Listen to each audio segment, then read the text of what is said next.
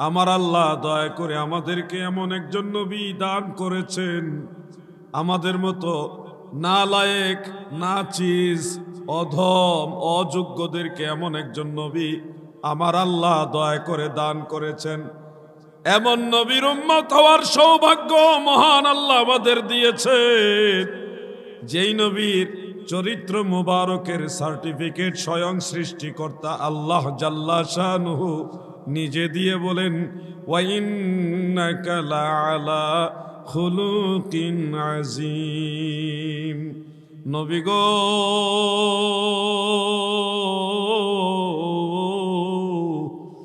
আপনার চরিত্র মুবারক, আপনার যে আখলাক মুবারক হলো, এর বহু বচন হলো আখলাক।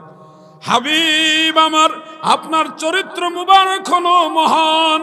মহান মানে অনেক বড়, অনেক বিশাল, অনেক বিস্তৃত, অনেক প্রশংসার দাবিদার। এখানে আমার আল্লাহ নবীজির ক্যারেক্টার মুবারক বা চরিত্র মুবারককে আজিম শব্দ দ্বারা আখ্যায়িত করলেন। আজিম শব্দটা স্বয়ং আল্লাহর সম্পর্কে আমরা ব্যবহার করি, যেমন সুবহান রাব্বিয়াল আজিম। আজিম শব্দটা কার ব্যাপারে? আল্লাহর ব্যাপারে ব্যবহার করি। আমরা ব্যবহার করি আল্লাহর ব্যাপারে আজিম, আর আল্লাহ নিজে নবীর ব্যাপারে আজিম শব্দ ব্যবহার করে। সুবহানাল্লাহ বলে। কি মহান নবী আল্লাহ আমাদের দান করেছেন, কি বড় মহৎ চরিত্র মুবারকের অধিকারী নবী আল্লাহ আমাদের দান করেছেন। আপনারা খেয়াল করে দেখেন, নবীজির সম্পর্কে আল্লাহ তাআলা আরেক জায়গায় বলেন, ওয়া আনজালাল্লাহু আলাইকাল কিতাবা ওয়াল হিকমাতা ওয়া আল্লামাকা মা লাম তাকুন তা'লাম ওয়া কানা ফাদলুল্লাহি আলাইকা আযীমা। সুবহানাল্লাহ। নবী গো, আল্লাহ তাআলা আপনার উপরে কোরআন নাজিল করেছে, হিকমত দান করেছে। আপনার যা কিছু অজানা ছিল সব আপনাকে জানাইছে। ওয়া কানা ফাদলুল্লাহি আলাইকা আযীমা। নবী গো,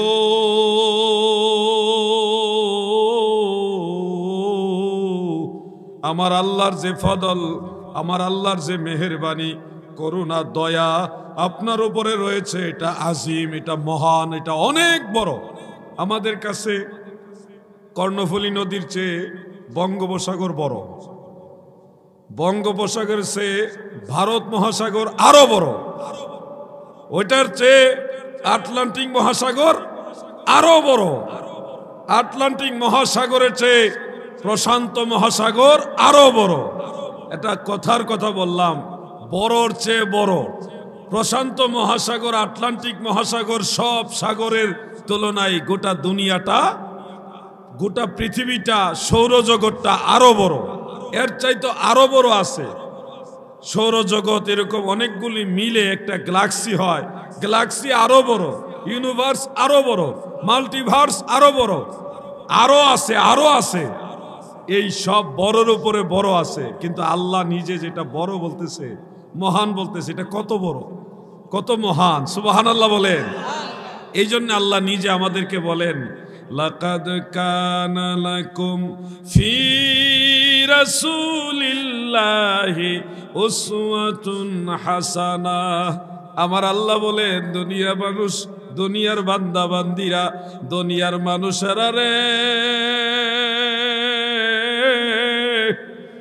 অবশ্যই তোমাদের জন্য রয়েছে, লাকাদ কানা লাকুম, তোমাদের জন্য রয়েছে। কাদের জন্য? আমাদের জন্য।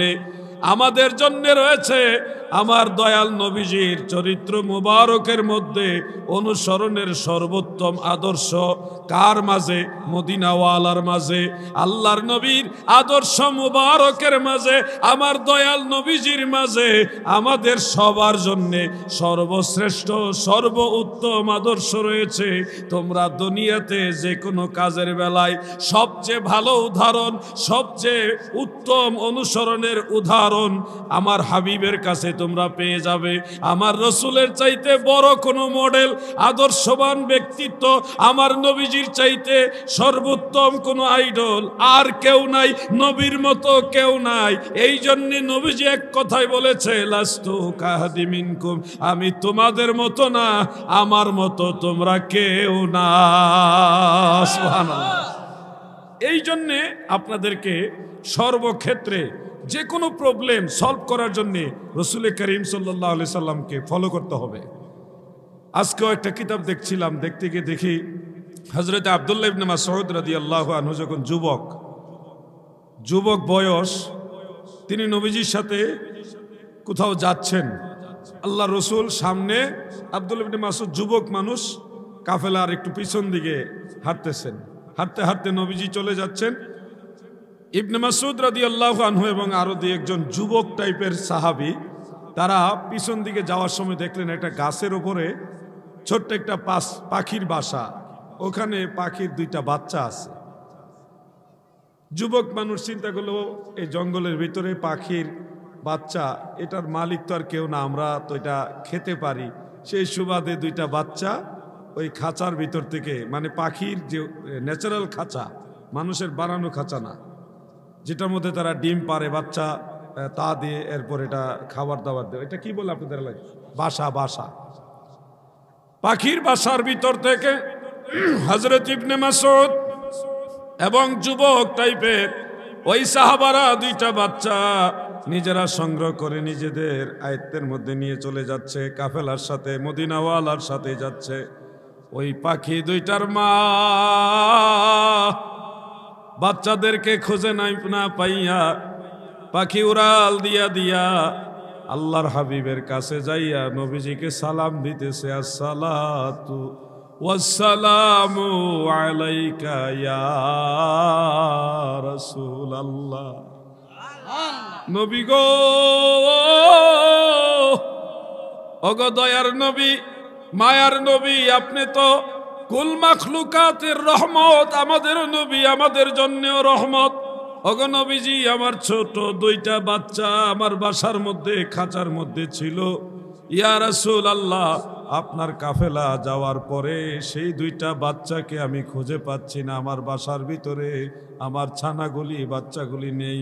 আপনার কাছে দরখাস্ত দিলাম, দয়াল নবী গো, আমার বাচ্চাগুলো যেন আমি খুঁজে পাইয়া যাই।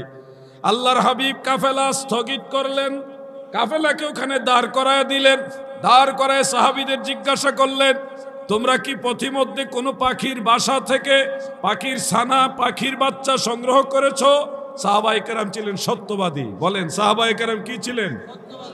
তাহলে যুবক ভাইরা, লাকাদ কানা লাকুম ফি রাসূলিল্লাহি উসওয়াতুন হাসানাহ, এই আয়াতে কারিমা মোতাবেক আমাদেরকে যে শিক্ষাটা নিতে হবে, সাহাবায়ে কেরামদের মধ্যে যুবক টাইপের যারা সাহাবী, তারা এক বাক্যে, যারা এটার সাথে সংশ্লিষ্ট, তারা বললেন, ইয়া রাসূলুল্লাহ, আমরা এই পাখির ছানাগুলি সংগ্রহ করেছি। সত্য কথা নবীজির সামনে স্বীকার করলেন। তাহলে যুবক ভাইরা, সেই কোরআনুল কারীমের আয়াত এবং এই ঘটনা দুইটা থেকে আমরা শিখলাম। আমরা তো এটা জানি, আমি আপনাদেরকে মদিনাওয়ালার গোলাম হিসেবে আরো তাকিদ দিয়ে বলে যাচ্ছি, আমরা মিথ্যা কথা বলবো না, সত্য বলবো, সত্যের সাথে আল্লাহর সাহায্য থাকে। আমরা এখান থেকে আশা করতে পারি যে আপনারা সত্য এবং সত্যের সাথেই থাকবেন। কি বলেন? ইনশাআল্লাহ বলেন, জোরে বলেন ইনশাআল্লাহ। নবীজি তখন বললেন, আব্দুল্লাহ ইবনে মাসউদ গো, তুমি এবং তোমরা যারা এই পাখির ছানাগুলি বাসা থেকে সংগ্রহ করেছো, এগুলি আবার আগের জায়গায় যেখান থেকে নিয়ে আসছো ওখানে নিয়ে দিয়ে আসো। ওই পাখির ছানা সাহাবীরা যেখান থেকে নিয়ে আসছে ওখানে দিয়ে আসার পরে মা পাখি বাচ্চা দুইটাকে ফেরত পেয়ে আমার নবীজির কদমে পুনরায় সালাম দিচ্ছে, আসসালাতু ওয়াসসালামু আলাইকা ইয়া রাসূলুল্লাহ। মা সন্তান পাইয়া কত খুশি, নবীজির কদম মোবারকে শুকরিয়া আদায় করে গেলেন। সুবহানাল্লাহ বলেন। যুবক ভাইয়েরা আমার, মাহফিল আয়োজন করেছেন, অনেক অনেক ধন্যবাদ। আমাকে দাওয়াত দিয়ে এনেছেন, আপনাদেরকে আরো ধন্যবাদ। যেটা দাওয়াত না দিলেও আমি এসে আপনাদের বোঝানো দরকার ছিল। সমস্ত আলেমদের এটাই দায়িত্ব, মানুষকে বোঝানো। আপনারা সহযোগিতা করেছেন, আমাকে আনার, বসার, কথা বলার পরিবেশ করে দিয়েছেন। এর সুবাদে আপনাদেরকে অনুরোধ করি, হাজার হাজার লক্ষ লক্ষ টাকা খরচ করে মাহফিল আয়োজন করেছেন।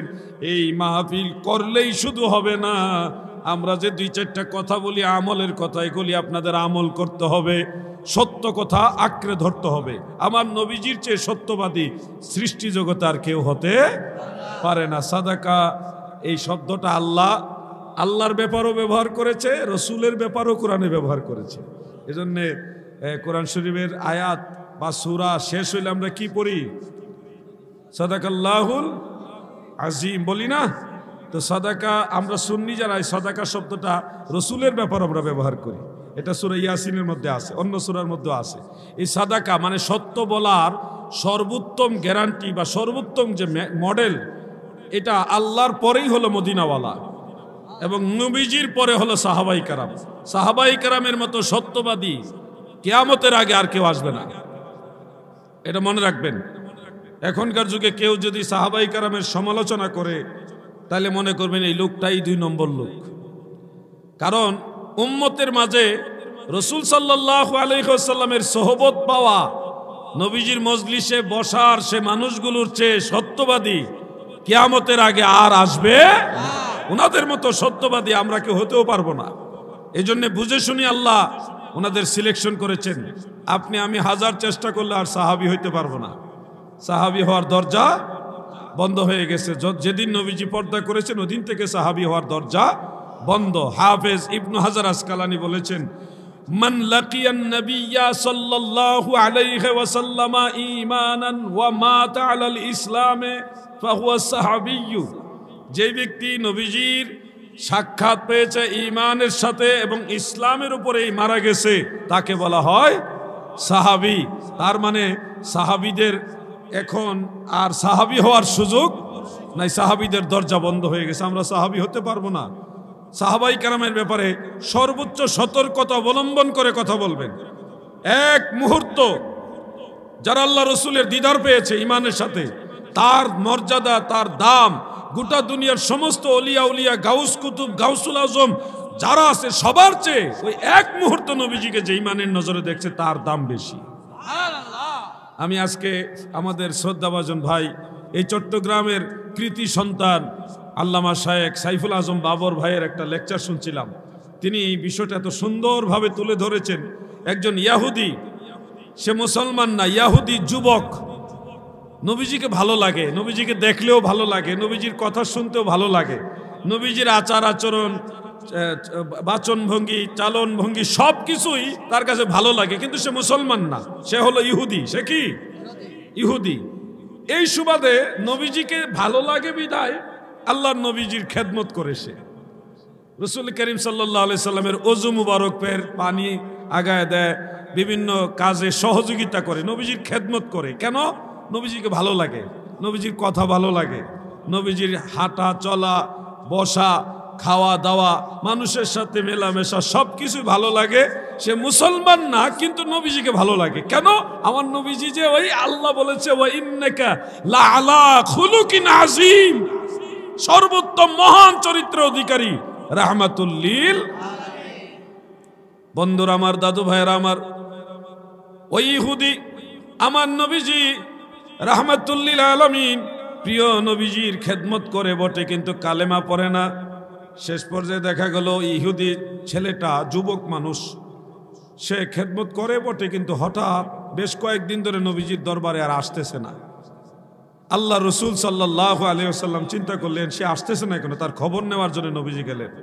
এখান থেকে আমাদের সমাজের দায়িত্বশীল লোক যারা, আলেম যারা, মসজিদের ইমাম খতিব যারা আছেন, আপনাদের একটা শিক্ষণীয় বিষয় আছে। দেখেন, মদিনাওয়ালা থেকে এখানেও শিখার আছে।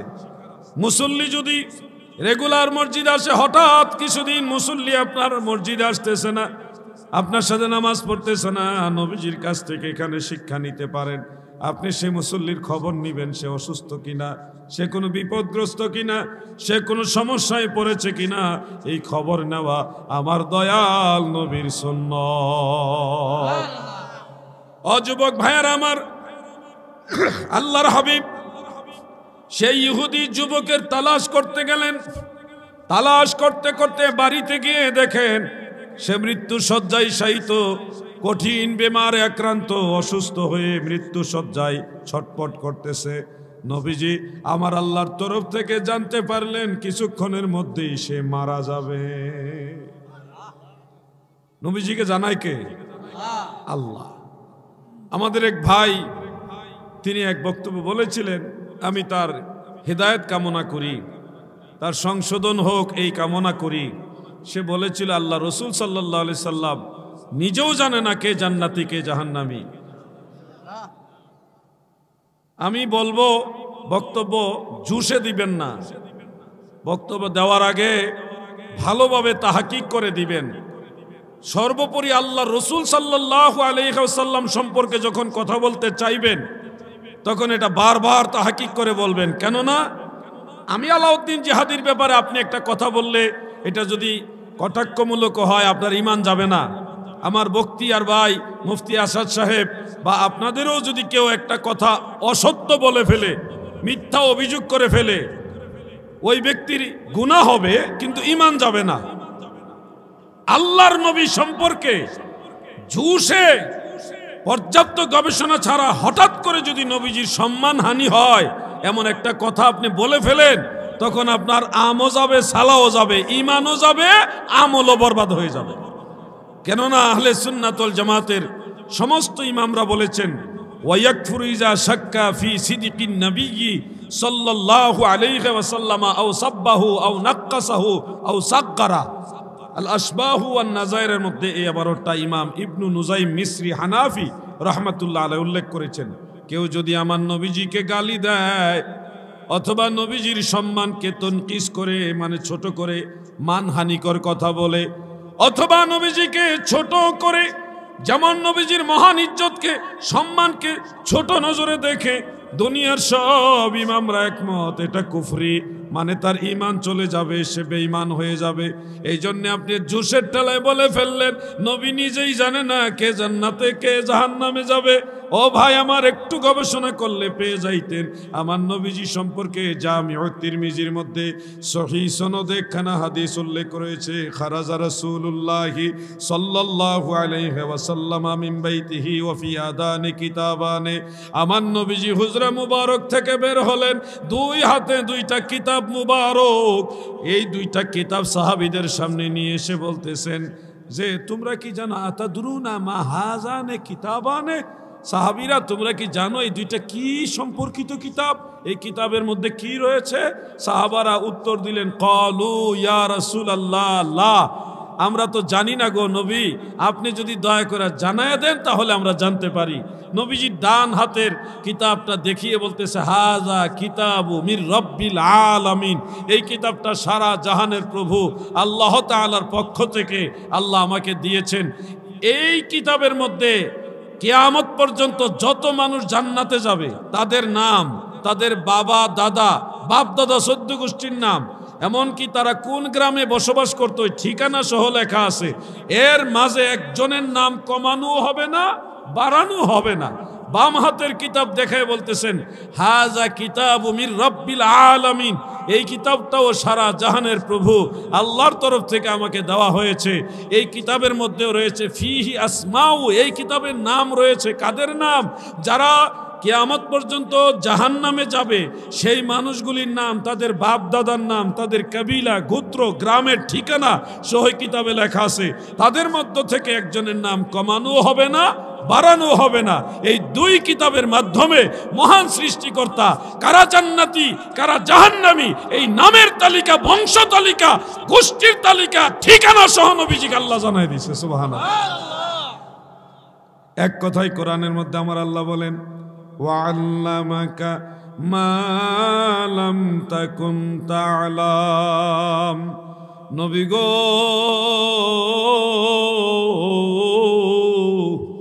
আপনার যা কিছু অজানা ছিল সব আমি আল্লাহ জানায়া দিছি। তাফসীরে জালালাইনের মধ্যে উল্লেখ ওয়াল্লামাকা মিনাল আহকামি ওয়াল গায়বি মা লাম তাকুন তা'লাম, আহকাম এবং গায়েবের যা অজানা ছিল আমি আল্লাহ আপনাকে জানায়া দিছি। সুবহানাল্লাহ।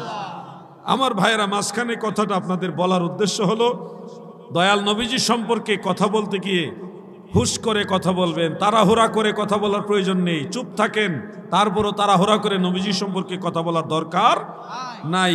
আল্লাহ রসুল সাল্লাল্লাহু আলাইহি সাল্লাম কতটুকু জানেন, কি পরিমাণ জানেন, এটার মাপকাঠি দেওয়ার ক্ষমতা আমাদের নাই। আছে নাকি ভাই?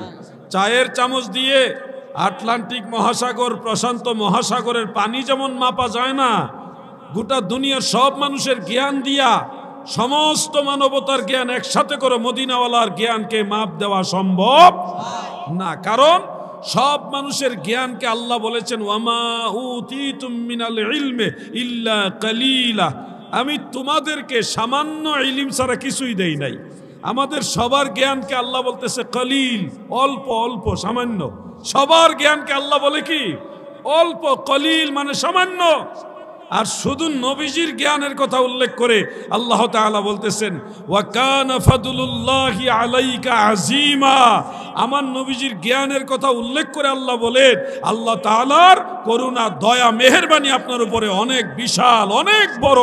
অতএব সারা পৃথিবীর সব মানুষের জ্ঞানকে যদি চায়ের চামচের সাথে তুলনা দেই, আর মদিনাওয়ালার ইলম মুবারককে যদি সারা পৃথিবীর সব সমুদ্রের চেয়েও বড় সমুদ্র হিসেবে আখ্যায়িত করি, কোনো ভুল হবে না। সুবহানাল্লাহ। আমার নবীজির শান বুঝতে হবে আপনাকে। নবীজির ইজ্জত যদি না বুঝেন আপনারা ক্ষতিগ্রস্ত হবেন। আল্লাহ রসুল যা জানেন আমরা তা জানি না। এক কথায় নবীজি বলেছেন ইন্নী আ'লামু মা লা তা'লামুন, এটা কোরআনের মধ্যে আছে। ফেরেশতাদেরকে নবীজি আল্লাহ তাআলা বলছিলেন আমি যা জানি তোমরা তা জানো না। নবীজি বললেন ইন্নী আরা মা লা তারানা ওয়া তারাউনা ওয়াসমাউ মা লা তাসমাউন, আমি যা দেখি তোমরা তা দেখো না, আমি যা শুনি তোমরা তা শোনো না। তাহলে বিষয়টা কিন্তু বুঝার দরকার আছে। হুট করে তাড়াহুড়া করে নবীজির ব্যাপারে কথা বলা উচিত না। আল্লাহ যেন সব ভাইকে বুঝার মতো জ্ঞান দান করে, বলে না আমিন। আল্লাহর হাবিব ওই ইহুদি, মনে আসেনি? ইহুদি যে নবীজির খেদমত করত, উনি মৃত্যুর যন্ত্রণায়, মানে সাকরাতুল মউত যেটাকে বলা হয়, ওই অবস্থার মধ্যে পড়ে আছে। কঠিন অবস্থা। নবীজি আল্লাহর তরফ থেকে জানতে পারলেন সে কিছুক্ষণের মধ্যে মারা যাবে। আল্লাহর হাবিব দয়াল নবীজি এতদিন নবীজির খেদমত করেছে, কোনোদিন নবীজি ওই ইহুদি যুবককে বলে নাই তুমি কালেমা পড়ো, কারণ নবীজি জোর করে কাউকে মুসলমান বানাইতেন না। নবীজি ভালোবাসা দিয়ে, ইসলামের সৌন্দর্য দিয়ে, উত্তম আদর্শ দিয়ে, উত্তম চরিত্র মোবারক দিয়ে ইসলামের দিকে মানুষকে উদ্বুদ্ধ করতেন। এটা ছিল দয়াল নবীর আদর্শ। নবীজি কোনোদিন জোর করে কাউকে মুসলমান বানায় নাই, এটা কেউ প্রমাণ করতেও পারবে না। আমার নবীজি পৃথিবীর সর্বশ্রেষ্ঠ চরিত্র মোবারকের অধিকারী ছিলেন। ইহুদি মৃত্যু সজ্জায় কিছুক্ষণের মধ্যে মারা যাবে। তার জীবনের একটা বড় অংশ আল্লাহর হাবিবের খেদমত করেছে। নবীজির ওযু মুবারকের পানি আগায়া দিছে। আমার নবীজির মায়া লেগেছে, এই জন্যে নবীজি চায় না নবীর খাদেম জাহান্নামে যাক, বেঈমান হয়ে মারা যাক, এটা আল্লাহর নবী চায় না। নবীর মায়া লাগছে গো। আল্লাহর নবী বলে ও যুবক, তুমি কিছুক্ষণের মধ্যে হয়তো মহান সৃষ্টিকর্তার ডাকে সাড়া দিবে। তুমি যদি মৃত্যুর আগে একবার লা ইলাহা ইল্লাল্লাহ এটুকু যদি বলে ফেলো, তাহলে আমি তোমার নাজাতের ব্যবস্থা করে দিব।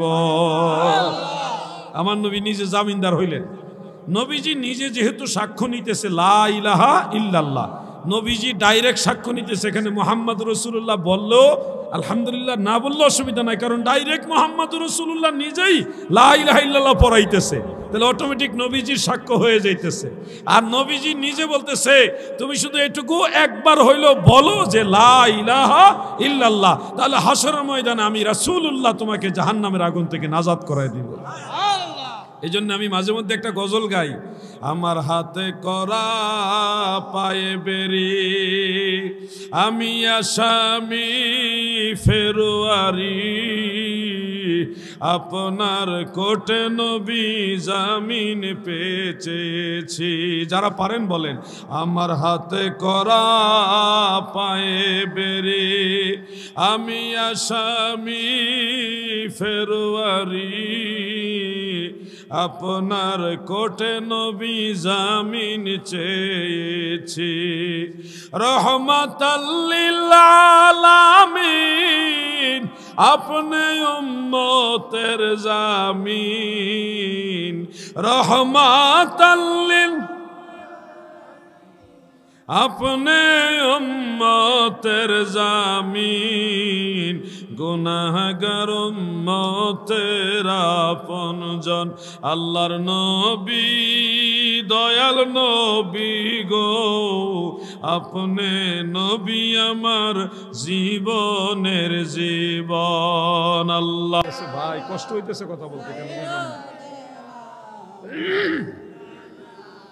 मुहम्मद वाला आली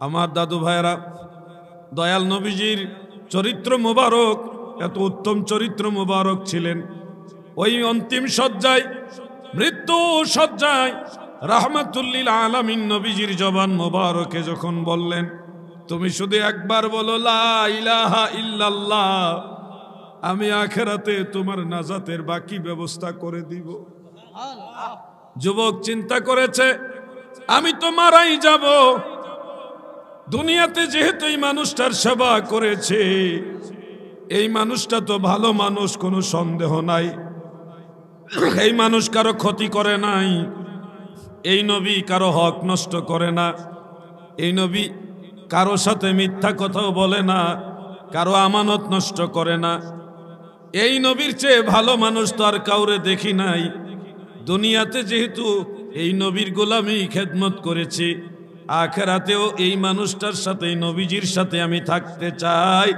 এই সুবাদে মৃত্যু শয্যায় শায়িত সেই ইহুদি পরে নিল লা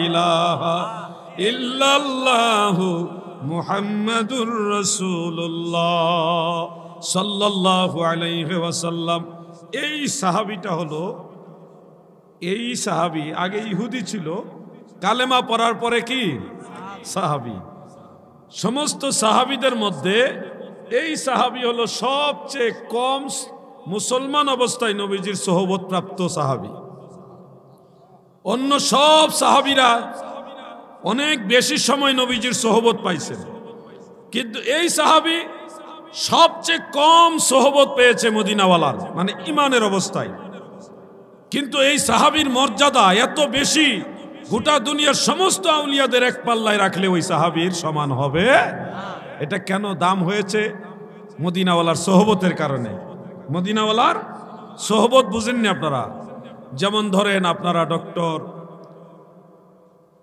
আল্লামা কাফিলউদ্দিন সালিহি সাহেব বা প্রিন্সিপাল আল্লামা ওসিউর রহমান সাহেব উনাদেরকে পাইলেন উনাদের মজলিসে গিয়ে কিছুক্ষণ বসে রইলেন কাছে বসেন আর একটু দূরে বসেন বসে উনাদের কাছে একটু বসে দুই একটা কথা শুনলেন এরপরে চলে গেলেন এই যে বসে আছিলেন একটু সময় এটাকে বলা হয় সোহবত ওনার সঙ্গী হয়েছেন কিছুক্ষণের জন্য তো এই বসে থাকাটা সব মজলিস না কিছু কিছু মজলিস আছে ওই বসে থাকাটা এত দামি এত মূল্যবান যে সাহাবীরা তারাও মানুষ কিন্তু মদিনাওয়ালার মজলিসে কিছুক্ষণ বসছে এই বসে থাকার কারণে সোহবত প্রাপ্ত হয়েছে এই জন্য তারা সাহাবী হয়েছে আর সাহাবী হওয়ার কারণে গোটা দুনিয়ার সমস্ত আউলিয়াদের চেয়ে তাদের মর্যাদা বেড়ে গেছে সুবহানাল্লাহ এই জন্য শায়ের বলেন কিছু চাহিনে তোমার নিকট হে শুধু দর্শন অভিলাষ মনে ভবে রাজয়ধি রাজ কর যদি কভু ধরিবে না মনে তোমা বিনে বুঝতে পারছেন নি কাসিদাটা ওগো নবী আপনার কাছে আমি কিছু চাই না শুধু আপনাকে এক নজর দেখতে চাই এই দুনিয়ায় রাজা বাদশাহ রাজত্ব বাদশাহিত্ব মুলকিয়াত সবই আমার যদি দেন এটাও আমি চাই না আমি শুধু আপনার কদম মোবারকে থাকতে চাই সুবহানাল্লাহ এটাকে বলছে কিছু চাহিনে তো মারনি কোট হে শুধু দর্শন অভিলাষ মনে। আপনাকে দেখার আশা আমার সব সময় মনের মধ্যে বিরাজ করে। শুধু দর্শন অভিলাষ মনে।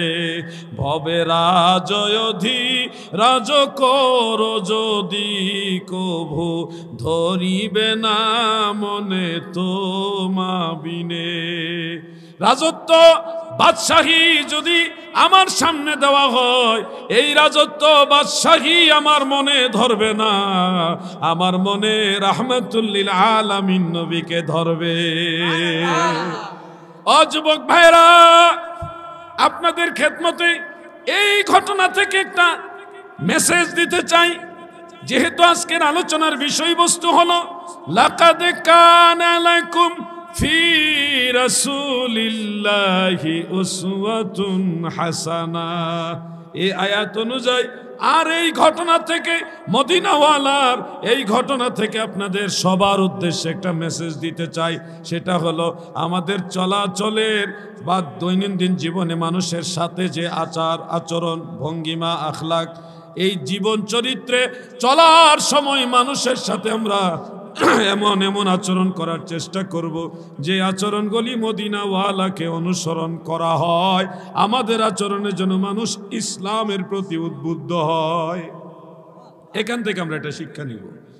যেমন ধরেন, উদাহরণ হিসেবে বলি, আপনাদের জমি জমা আসেনি, ফসলের জমি জমা নাই, ফসলের জমি জমা কাটা, ফসল উৎপাদনের ক্ষেত্রে আপনারা মেশিন দিয়ে হোক আর কোদাল দিয়ে হোক আর লাঙ্গল দিয়ে হোক জমিন উর্বর করতে গিয়ে, মাটিটা নরম করতে গিয়ে এগুলি ব্যবহার করেন। বেশিরভাগই মেশিন ব্যবহার হয় ট্রাক্টর দিয়ে, আর অনেক এলাকা আছে লাঙ্গল দিয়ে, কোদালও ব্যবহার করে।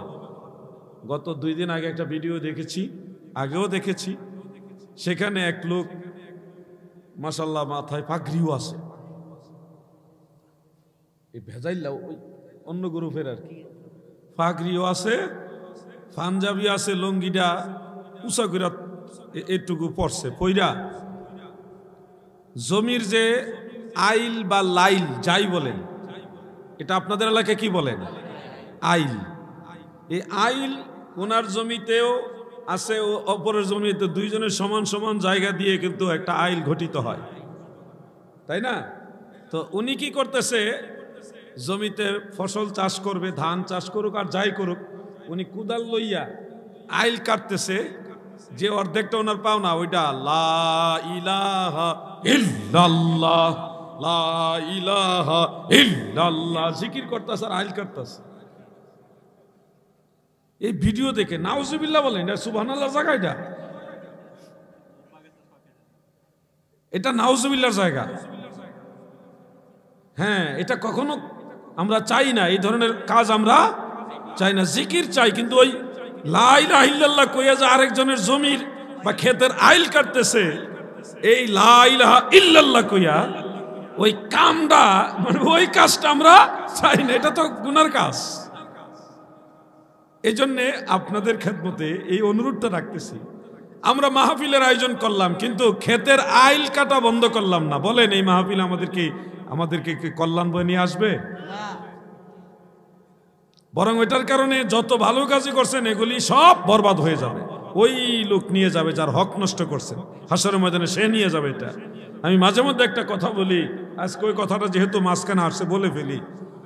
হাদিসে মুস্তাফা সাল্লাল্লাহু আলাইহি ওয়াসাল্লামের একটা ঘটনা আমাদের দেশের প্রেক্ষাপটের সাথে ম্যাচিং করে আমি আপনাদের সামনে তুলে ধরছি। সেটা হলো, ধরেন একজন হাজী সাহেব হজ করে আসছেন বা একাধিকবার হজ করছেন, জাকাতও প্রতি বছর মোটা অঙ্কের টাকা জাকাত দেন, আবার মসজিদ মাদ্রাসা দান করেন, মাহফিলও দান করেন, 5 ওয়াক্ত নামাজও পড়েন, তাহাজ্জুদ নামাজও পড়েন, বিভিন্ন নামাজের আগে পরে বসে তসবিহ পড়েন, আরো অনেক নেক আমল আছে ওনার। কিন্তু এই হাজী সাহেব বয়োজ্যেষ্ঠ মুরব্বী, বাড়িতে একবার মেহমান আসছিল, তাড়াহুড়া করে বাড়ির আঙ্গিনার কাছে একটা ছোট্ট দোকান আছে, ওই দোকানে গিয়ে বলছে আমাকে একটা মশার কয়েল দাও, আমার মেহমানরা মশার যন্ত্রণায় কষ্ট পাচ্ছে। মশার কয়েল একটা কয় টাকা আপনাদের এলাকায়? 60 টাকা। আপনাদের এলাকায় 60 টাকা, 5 টাকা বা 10 টাকা। আমি সারা বাংলাদেশের দিকে নজর করি, একটা দাম ধরেন 10 টাকা। ভালো কয়েলটা 10 টাকাই। 10 টাকার দামের একটা কয়েল আমাদের ওই হাজী সাহেব, কোন হাজী সাহেব? যিনি নামাজও সারে না, হজও সারে নাই, জাকাতও সারে না, সমস্ত নেক আমল উনি সবসময় ঠিক মতো করার চেষ্টা করে। ওই হাজী সাহেব দোকান থেকে তাড়াহুড়া করে বললেন, দোকানি ভাই গো, বাড়িতে মেহমান আসছে, মশার যন্ত্রণায় কষ্ট পাচ্ছে, আমাকে তাড়াতাড়ি একটা মশার কয়েল দাও। কয়েলটা নিচে দোকানদারে বলছে, হাজী সাহেব কয়েলের টাকাটা দেন। হাজী সাহেব বলছে, পরে দিতাছি, লিখা রাখো। দোকানদারে তাড়াহুড়ার কারণে আর চাপ দেয় না। হাজী সাহেব মানুষ, সম্মানী মানুষ, প্রভাবশালী মানুষ, ঠিক আছে। ওই হাজী সাহেব তিনার প্রয়োজন সেরে নিলেন। পরের দিন দোকানে ভরপুর মানুষ, দোকানে অন্য এলাকার ভরপুর মানুষ। দোকানদার চিন্তা করে, এত মানুষের সামনে মাত্র 10টা টাকা, হাজী সাহেবের কাছে যায়, শরম দিয়া লাভ নাই, উনি হয়তো আমাকে দিবে। হাজী সাহেবও পকেটে ভাঙতি টাকা নাই বা খেয়াল নাই। এই করতে করতে 1 দিন 2 দিন 3 দিন 1 মাস 2 মাস 1 বছর 2 বছর গেল। দোকানদারিও 10 টাকার কথা ভুলে গেছে, আমাদের এই হাজী সাহেবও 10 টাকার কথা ভুলে গেছে, দুইজনে ভুলে গেছে। কিন্তু আফসোসের বিষয় হলো, ও চট্টগ্রামের নবীর প্রেমিকারা শুনো, ময়দানে মাহশার এমন এক ভয়ঙ্কর জায়গা, ওইখানে আমার আল্লাহ সবার সব কিছু মনে করাইয়া দিবে। এই মনে করাইয়া দিবে। হাজী সাহেব তো মারা গেল, দোকানদারও মারা গেল, বছরের পর বছর, হাজার হাজার বছর গেল, কিয়ামত হয়ে গেল। হাসরের ময়দানে দোকানদারেরও মনে পড়ছে, আমি তো হাজী সাহেবের কাছে 10টা টাকা পাইতাম, উনি তো টাকাটা দেয় নাই। হাজী সাহেবেরও মনে পড়ছে, আরে আমি তো তার টাকাটা দেই নাই, হ্যাঁ নিয়ে আবার ধরে। এই ভয়ে ভয়ে এর মাঝে আল্লাহ তাআলা হাজী সাহেবের আমল নামা মিজানের পাল্লার মধ্যে মাপ দিল। দেওয়ার পরে দেখে যে আমল নামা অনেক বেশি, সওয়াব অনেক বেশি, গুনাহ কম। তাহলে সওয়াব বেশি হলেই তো জান্নাতি, সওয়াব বেশি হলে কি জান্নাতি, গুনাহ কম, মিজান টানানো হয়েছে, সেখানে সওয়াব এবং গুনাহ মাপ দেওয়ার পরে সওয়াব বেশি। হাজী সাহেবকে ফেরেশতারা বললেন, আপনি জান্নাতে যান। উনি মনের আনন্দে চলে যাইতেছে, আবার ওইটাও মনে আছে, দোকানদারও উনারে খুঁজতেছে, দেখি উনারে পাওয়া যায় কিনা। খুঁজতে খুঁজতে জান্নাতে চলে যাবে ভাব কাছাকাছি। ঠিক এই সময় দোকানদার ওনারা দেখে বলছে, হাজী সাহেব দাঁড়ান। হাজী সাহেব, আহা, যেখানে বাঘের ভয়, বিপদ একের জায়গা মতো বিপদে পড়ছে। কিরে তুই আবার সামনে আইস কি জন্যে? কই যে 10টা টাকা পায় হাজী সাহেব, আমার তো দিছেন না, আমিও শর্মে চাইছি না, আপনিও হয়তো ভাঙতি নাই দেখে দিছেন না, টাকাটা তো আমি পাওনা রয়ে গেছি হাজী সাহেব, মানুষের সামনে চাইছি না, আপনি শরম পাইবেন দেখা, কিন্তু আমার টাকাটা তো আপনি দেন না হাজী সাহেব, আমি তো পাওনা রয়ে গেছি। আরে আমি তো মরে গেছি, দিছি না, অন্ত টাকা পয়সাকে লই আইছি, দুনিয়ার জায়গাতে রয়ে গেছে, আমি তো কিচ্ছু আনছি না, তোর এখন করতে দিতাম 10টা টাকা, তুই আমার ছাড়া দিয়ে বেজাল করিস না, আমি জান্নাতে যাইয়া লই, তোর লেগে দেখে কিছু করা যায়নি। আপনার কি মনে হয় ওই সময় কনসিডার হবে? কোনো কনসিডার নাই। হয়তো কইব এরকম যে আপনি জান্নাতে গেলে 70-72 জন হুর পাইলে এত বড় জান্নাত, সর্বনিম্ন জান্নাত হইল 10টা পৃথিবীর সমান একটা, এত বড় জান্নাত পাইয়া বুরাক পাইবেন, কত নাজ নিয়ামত পাইবেন, এত কিছু পাইয়া আমার কথা মনে থাকতো না হাজী সাহেব, আমার টাকাটা দিয়া আর করে যান,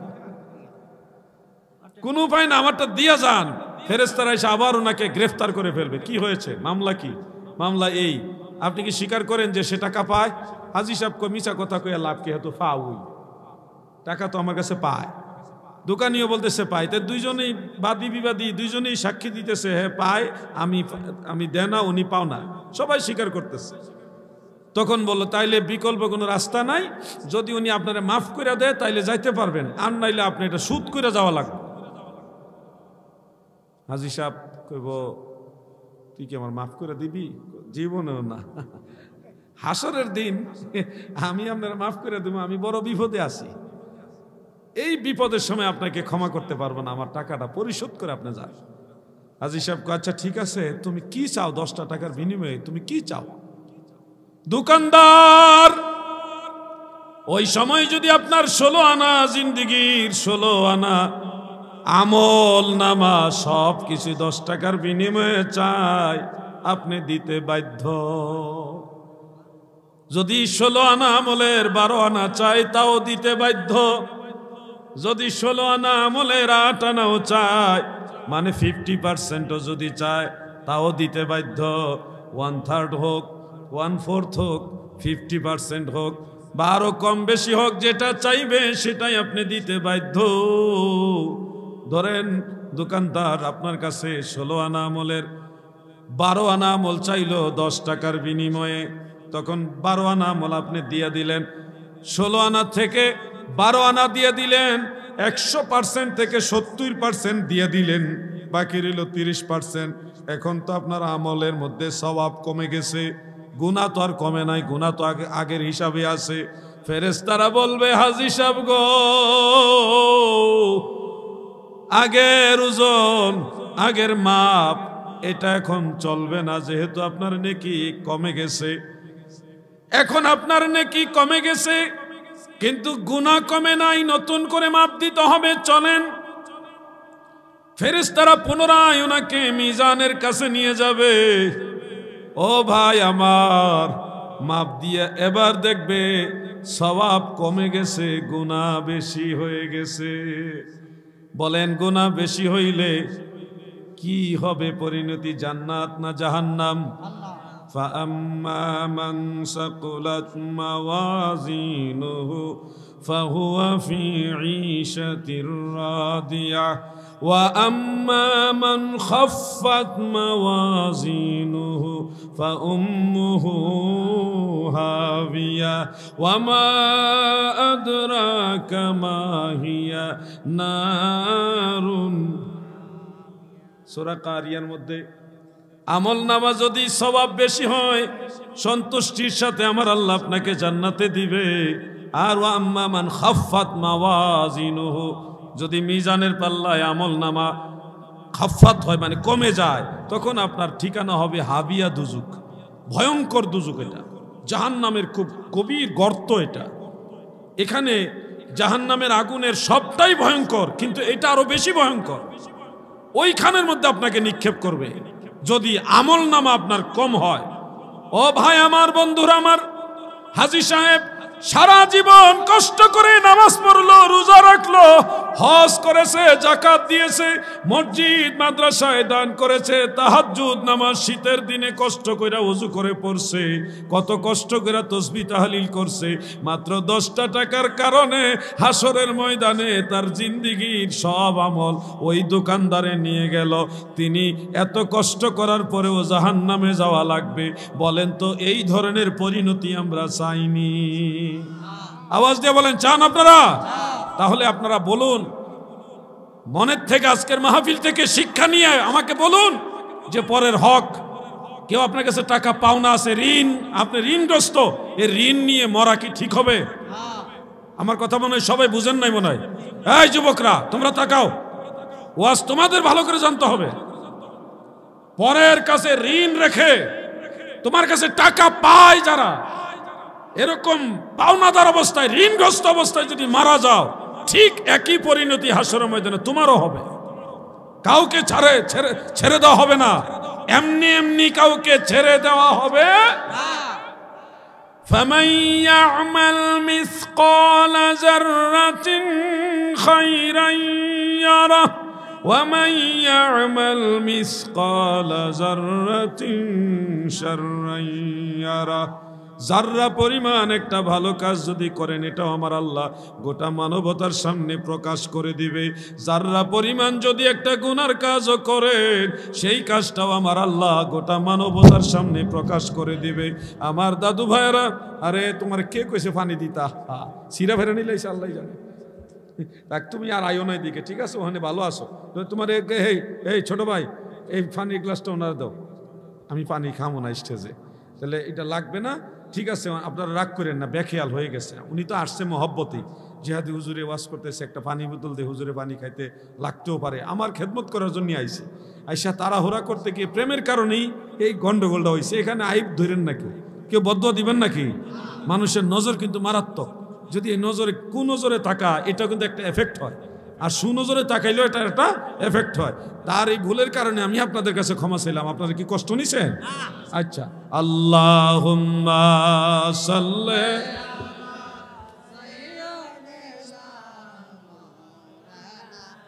মুহাম্মদ ওয়া আলা আলি সাইয়্যিদ যাহার মনেতে আশা স্বর্গেরই শোধা পান, ধরো এসে রহমতেরি লহ এসে রহমতেরি ভারী বরিশনের ধার, যাহার মনেতে আশায় আল্লাহুম্মা সাল্লি আলা মারহাবা মুহাম্মদ ওয়া আলা আলি।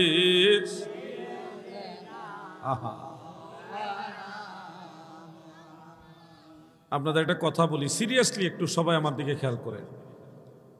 বাই চান্স যদি আপনি এরকম হয়ে পড়েন যে আপনার অনেক নেকি আছে কিন্তু ঋণের কারণে হাসরের ময়দানে আপনি বিপদে পড়ে গেছেন, সব আমল নিয়ে গেল, এই কঠিন বিপদটা কি আপনাদের নিজেদের বেলায় চান আপনারা?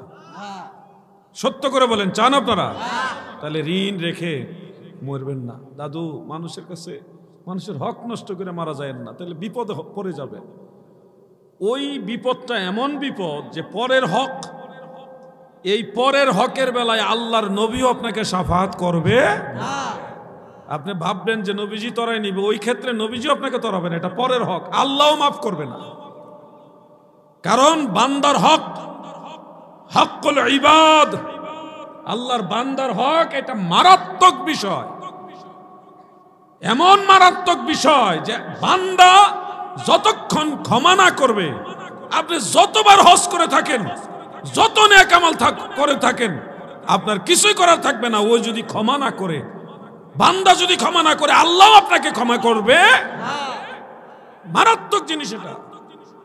আপনার অতীতে হয়তো বেখেয়াল মনে নাই, আপনার মনে পড়তেছে না কেউ আপনার কাছে টাকা পায় কিনা, কারো কাছে ঋণগ্রস্ত আছেন কিনা মনে পড়তেছে না। ওই ঋণ পরিশোধের নিয়তে যেটা মনে নাই, মসজিদে দান করেন, মাদ্রাসায় দান করেন, এতিমখানায় দান করেন, যারা এলাকার এতিম অসহায় মানুষ আছে তাদেরকে দান করেন, নিয়ত করেন আল্লাহ আপনার বান্দাদেরকে এটা দান করলাম, আল্লাহ আপনার ঘরে এটা দান করলাম, যদি আমার অজান্তে কোনো ঋণ থাকে আপনি আমার একটা ব্যবস্থা করে দেন, আল্লাহ সাহায্য চাইয়া এইভাবে দান করবেন।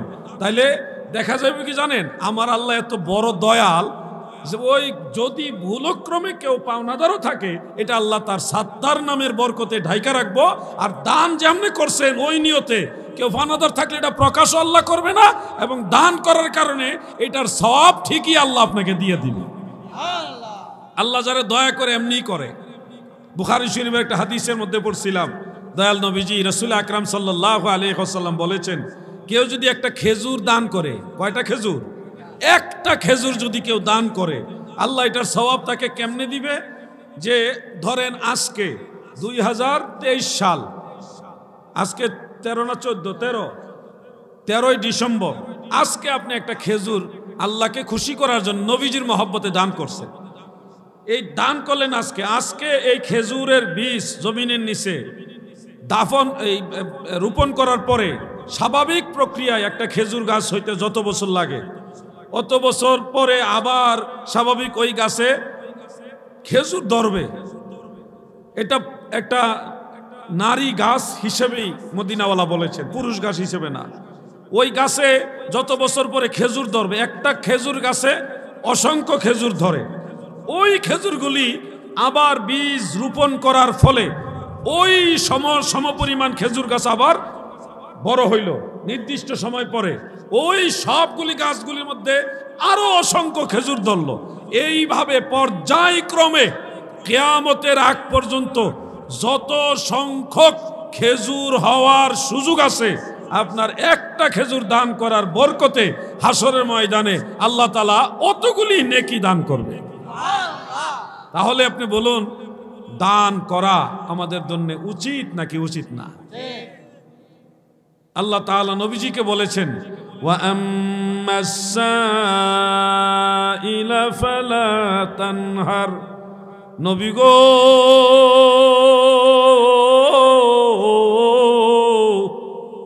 সাইল মানে আপনার কাছে যারা কিছু চাইতেছে, প্রার্থনাকারী বা ভিক্ষুক, সহযোগিতা চাইতেছে, এই ধরনের মানুষদেরকে কখনোই আপনি ধমক দিবেন না।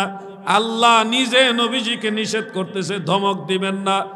একজন ফকির আপনার কাছে চাইছে, দিতে না পারলেও তাকে সুন্দর ভাষা দিয়ে বিদায় করে দিবেন যেভাবে পারেন, কিন্তু ধমক দেওয়া নিষেধ। কার নিষেধ বলেন না? কার নিষেধ? আল্লাহর নিষেধ। তাফসীর ইবনে কাসীরের মধ্যে উল্লেখ রয়েছে, আমার দয়াল নবীজি সাহাবায়ে কেরাম বলেছেন, এক বাড়ির মহিলা যদি আরেক বাড়ির মহিলার কাছে একটা প্লেট চায়, রান্না করার একটা পাতিল চায়, তরকারি কাটার জন্য একটু দা চায়, আসবাবপত্র যেগুলি মহিলাদের দৈনন্দিন জীবনে লাগে, এগুলি যদি একজন মহিলা আরেকজন মহিলার কাছে চায়, ওই মহিলা তাকে নিষেধ করতে পারবে না, থাকার পরে না করতে পারবে না, বা ধমক তো দিতেই পারবে না। যদি থাকার পরেও, সুযোগ থাকার পরেও না দেয়, তাহলে আল্লাহ বেজার হবে, মদিনাওয়ালা বেজার হয়ে যাবে। এক বোন আরেক বোনকে আপনারা নিজের দৈনন্দিন জীবনে ব্যবহার করার যে আসবাবপত্র, এগুলি দিয়ে সহযোগিতা করতে হবে। ও ভাই আমার, যদি আপনি সহযোগিতা করেন, বোন আমার আপনিও যদি সহযোগিতা করেন, ময়দানে মাহশারে রাহমাতুল লিল আলামিন নবী, দয়ার নবী আপনাকে সহযোগিতা করে শাফাতের কান্ডারি হইয়া জান্নাতে নিয়ে যাবে। এই জন্যে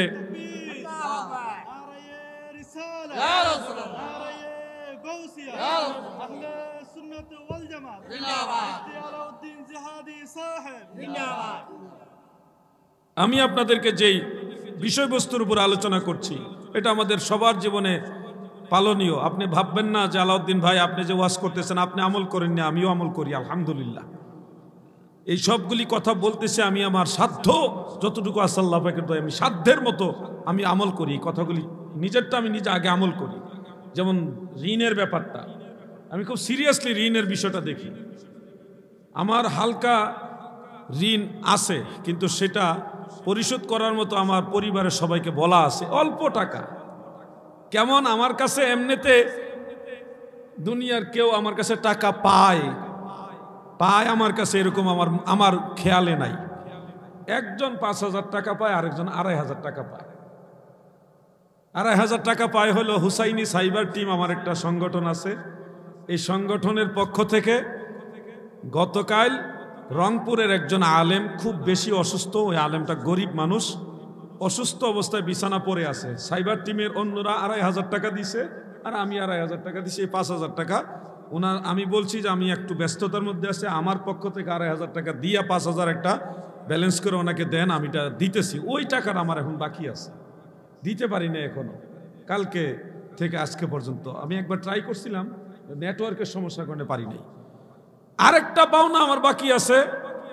আমার সহযোগী আমার সাথে থাকে হাসানুল্লাহ আজাদ, একটা ছেলে আছে, তাকে আমি কিছু, সে এটা পাওনা হিসেবে না, আমি মহব্বত করে দিব বলেছি, ওই টাকাটা বাকি আছে। এছাড়া আমার কাছে কেউ টাকা পায় আমার মনে পড়ে না, পাইতেও পারে আমার মনে পড়তেছে না। আমি নিজে আমল করি, এটা আপনাদের বোঝানোর জন্য যে আমি এটা আমল করি, আপনাদেরকে অনুরোধ করছি এই বিষয়গুলি সেন্সিটিভ ভাবে দেখবেন।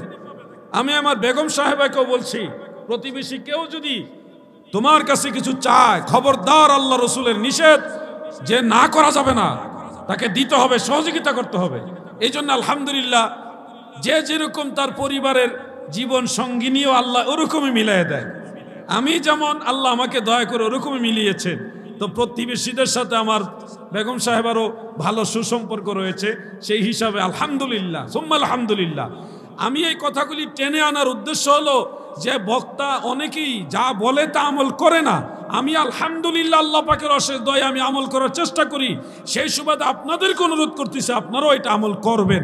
বলেন ইনশাআল্লাহ, সবাই জোরে সরে বলেন ইনশাআল্লাহ। ভাই আমার, বন্ধুরা আমার, লাকাদ কানা লাকুম ফি, কষ্ট হইতাছে নাকি ভাই? একজন ভাই উঠছে তো লেগে আমি জিগাইলাম আর কি, নাকি যাইবেন গানি? আচ্ছা সিগন্যাল আছে, অসুবিধা নেই। আচ্ছা একটা আয়াতে কারিমাটা একটু মহব্বতে পড়ি। বিসমিল্লাহির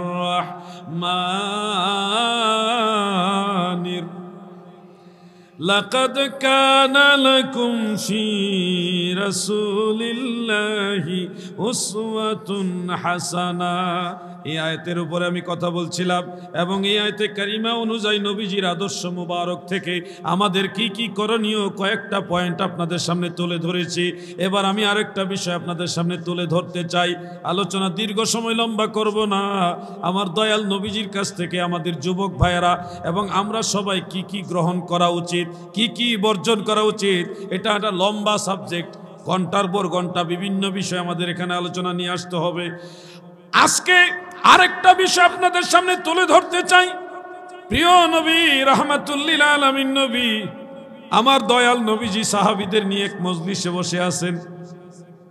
মজলিসে অনেক সাহাবী কে আপনি ঈমানের কালেমা পড়ায়া দেন। আসুন আমরাও পড়ি লা ইলাহা ইল্লাল্লাহু মুহাম্মাদুর রাসূলুল্লাহ সাল্লাল্লাহু আলাইহি ওয়াসাল্লাম। তিনি আশহাদু শব্দ সহকারে নবীজির নবুয়ত রিসালাতকে সাক্ষ্য দিলেন। আল্লাহ তাআলার তাওহীদের বাক্য পাঠ করলেন। আগে ছিল সে বেঈমান, এখন হলো ঈমানদার মুমিন এবং সাহাবী। আল্লাহর নবী ওই সাহাবীদেরকে, উপস্থিত সমস্ত সাহাবাদেরকে বলল, তোমরা এই তোমাদের মুমিন ভাইকে কিছু সহযোগিতা করো। হাতে হাতে যার কাছে যা ছিল তা দিয়া ওই গুইসাব উদ্ধার করনেওয়ালা, শিকার করনেওয়ালা নতুন নৌ মুসলিম সাহাবী, ওনাকে যার পকেটে যা আছে তা দেওয়া শুরু করলো। এখন উনি দেখতেছে আল্লাহর নবী শুধু বলছে তোমরা তোমাদের ভাইকে কিছু দাও, আল্লাহ তোমাদের উপর সন্তুষ্ট হবে। এই এক কথার উপরে হাজার হাজার দিনার দিরহাম, মানে স্বর্ণ মুদ্রা, রূপা মুদ্রা, যার কাছে যা আছে সব দিয়ে দিতেছে। কারণ তারা সবাই চায় আল্লাহ এবং আল্লাহ রাসূলকে রাজি খুশি করতে। যে যাহারে ভালোবাসে সে তো কভু ভোলে না। আল্লাহ তোমায় ভালোবাসে, মাওলা তোমায় ভালোবাসে, তুমি তারে ভইল না। যে যাহারে ভালোবাসে সে তো কভু ভইলে না। একেবারে টাকা পয়সার একটা স্তূপ পড়ে গেছে ওনার সামনে। জীবনে এত টাকা উনি দেখে নাই। এত টাকা আল্লাহর রসুলের একটা জবান মুবারকের ছোট্ট কথার কারণে সে পেয়ে গেল। হযরত আব্দুর রহমান ইবনু আউফ রাদিয়াল্লাহু আনহু একজন সাহাবী, উনি বলতেছে, ইয়া রাসূলুল্লাহ, আমার কাছে একটা উট আছে যেটা বর্তমানে পারস্য, ফ্রান্স বা ওই ইরান পারস্যের উটের চেয়ে ছোট আর আরবের উটের চেয়ে বড়, এইরকম সাইজের একটা উট আছে। ওগো দয়াল নবী, আপনি যদি অনুমতি দেন আমি সেই উটটাও তাকে দিয়ে দিতে চাই। সুবহানাল্লাহ বলেন। আল্লাহর হাবিব মুস্কি মুস্কি হাসে আর বলে, হে আব্দুর রহমান, তুমি আল্লাহকে খুশি করার জন্য যে উট দেওয়ার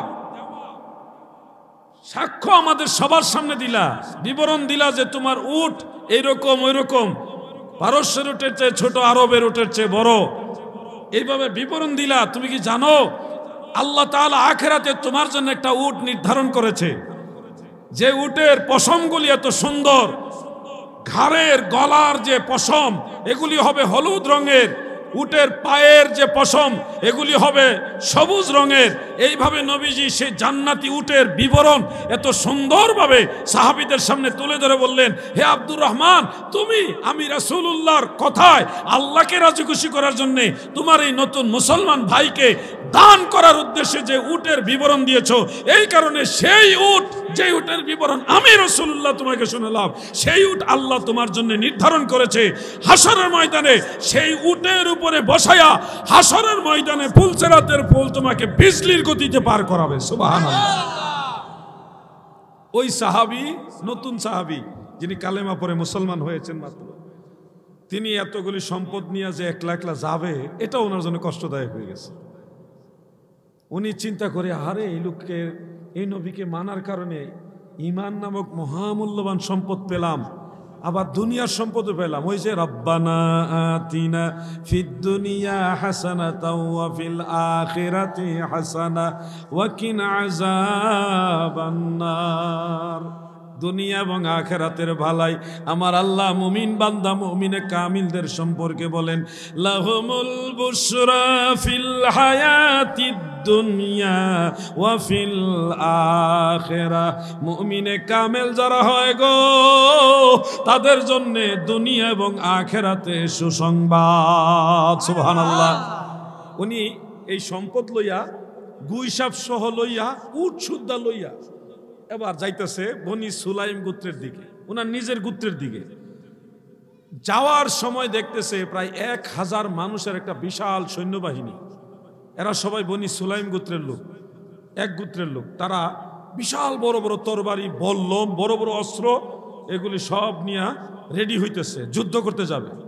এখন এই নতুন সাহাবী উনি বলতেছে, হে আমার জাতি, হে আমার গোত্রের লোকেরা, তোমরা এই অস্ত্র শস্ত্র নিয়ে যুদ্ধ করার জন্য কোথায় যাচ্ছ? তখন বনি সুলাইম গোত্রের সবাই বলতেছে, ওই যে মক্কায় আব্দুল্লাহর ছেলে মুহাম্মদ, সে নবী দাবি করেছে, আমরা তাকে হত্যা করার জন্য যাচ্ছি, এই জন্য সবাই অস্ত্র শস্ত্র নিয়ে যুদ্ধ করার জন্য প্রস্তুতি নিয়েছি। নাউজুবিল্লাহ বলবেন না? এই কথা শুনে ওই সাহাবী বলতেছে, আমি কিছুক্ষণ আগে ওনাকে নবী হিসেবে মেনেছি এবং পড়েছি আশহাদু আল্লা ইলাহা ইল্লাল্লাহু ওয়াহদাহু লা শারীকা লাহ ওয়া আশহাদু আন্না মুহাম্মাদান আবদুহু ওয়া রাসূলুহু সাল্লাল্লাহু আলাইহি ওয়াসাল্লাম। কি বলো, তুমি এত সুঠাম দেহধারী, তুমি এত বিচক্ষণ শক্তিশালী জ্ঞানী, তুমি মুসলমান হয়ে গেছো? আরে আমি এমনি মুসলমান হইছি না, ঘটনা শোনো। আমি গেছিলাম, যাওয়ার পথে দেখি অনেক মানুষ ওনার কথা শুনতেছে। আমি মানুষের ঘাড় টপকাইয়া ওনার সামনে গিয়ে বললাম, পৃথিবীতে আমার কাছে আপনার মতো অপছন্দনীয়, নিন্দনীয় মানুষ আর কেউ না, আমি সুযোগ পেলে আপনাকে হত্যা করতাম। এরপর উনি আমাকে ধমকও দিল না, আমার উপর আঘাত করতেও দিল না, উল্টা আমার সাথে ভালো ব্যবহার করতেছে। এরপরে আমাকে ঈমান আনতে বলল। আমি বললাম, আমার গুই সাপ, ওই সাপ বের করে লোকদের দেখে বলতেছে, আমার এই গুই সাপ যদি ঈমান আনে তাহলে আমি ঈমান আনবো। আমি তো জানি গুই সাপ কথা বলবে না, সে তো কথাই বলবে না, তাই ঈমান আনবে কখন? আমি সেই সুবাদে গুই সাপ ওনার সামনে ফেলে দিলাম, ভাবলাম হয়তো এটা আক্রমণ করবে, এই কারণে অনেকে দৌড়াইয়া পালায় যাবে না। ওই গুই সাপ মাটিতে পড়ে ওনাকে সেজদা করলো, ওনাকে সালাম দিতেছে। উনি জিজ্ঞাসা করলো, হে গুই সাপ, তুমি কার ইবাদত করো? আমার গুই সাপ মানুষের মতো আওয়াজ দিয়ে বলতেছে, আমি আল্লাহর ইবাদত করি। আমার গুই সাপকে জিজ্ঞাসা করলো, এই আসমান জমিন গ্রহ নক্ষত্র আরশ কুরসি লৌহ কলম, এই সাগর নগর সব কিছু কার আজ্ঞাবহ? সে বলে দিল, গুই সাপ বলে দিল সব আল্লাহর আজ্ঞাবহ। সে কথা বলতেছে, আমি শুনতেছি। আমার গুই সাপ উনার কথাই উত্তর দেয়। সর্বশেষ জিজ্ঞাসা করলো, হে গুই সাপ, আমি কে? আমার গুই সাপ বলতেছে, আপনি আল্লাহ রসুল, আমি সাক্ষ্য দিতেছি। তো যেই লোক এত ভালো মানুষ, আমাকে আক্রমণ করে না, ধমক দেয় না, গালিও দেয় না, আবার আমার গুই সাপ তার নবুয়ত রিসালতের সাক্ষ্য দেয়, আমার গুই সাপ তো তার কথা শুনে, এই লোক নবী হবে না তো হবে কে? এই জন্য আমি মুসলমান হয়ে গেছি। শুধু তাই না, আমি মুসলমান হওয়ার পরে সবাই মিলে আমাকে দেখো কি দিছে। এই দেখো, এই ঘাটতি, এই বিশাল বড় বস্তার ভিতরে যত যা আছে সব টাকা, মানে আমাদের দেশের ভাষায় বললাম আর কি টাকা। এই সব ওনারা আমার সাহায্য করছে নতুন ভাই হিসেবে। কেন করছে জানো? ওই আল্লাহর নবী শুধু বলছে, তোমরা তোমাদের ভাইকে সাহায্য করো, আল্লাহ তোমাদের উপর খুশি হবে। ওনার কথায় কতগুলি টাকা মানুষ আমার দিয়ে দিয়েছে। এই যে আমার সাথে উট দেখছো, উট, এই উটও ওনারা দিয়ে দিয়েছে। এই মানুষ খারাপ হয় কিভাবে? বনি সুলাইম গোত্রের লোকেরা কয়, কার লোকে যুদ্ধ করতাম জানো? আমাদের মধ্যে যে সবচেয়ে জ্ঞানী, বিচক্ষণ, শক্তিশালী, সেই কথা বলতেছে, তো আর মিথ্যা কথা বলবে না। এতগুলি সম্পদও সে পাওয়ার কথা না, উটও নিয়ে আসছে, অবশ্যই এই লোকটা ভালো হবে। বনি সুলাইম গোত্রের লোক, এই তোর বাড়ি ভালা, বললাম ভালা, অস্ত্র ভালাও, আসো আমরা সবাই মিলে সেই নবীর কাছে যাব যেই নবীর নবুয়ত রিসালতের সাক্ষ্য গুই সাপ দেয়। আসো আমরা সবাই মুসলমান হব। দরবারে নববীতে গিয়ে তারা সবাই একসাথে 1000 মানুষ কালেমা পড়েছে।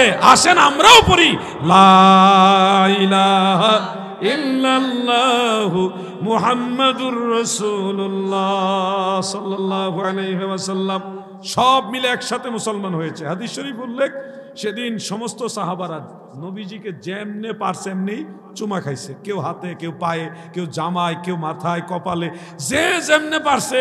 এই বনি সুলাইম গোত্রের লোকেরা মদিনাওয়ালার কদম বসি, হস্ত বসি মানে নবীজিকে তাজিম করেছে। এই জন্য আমি বলবো এই ঘটনা থেকে আমাদের শিক্ষণীয় আছে।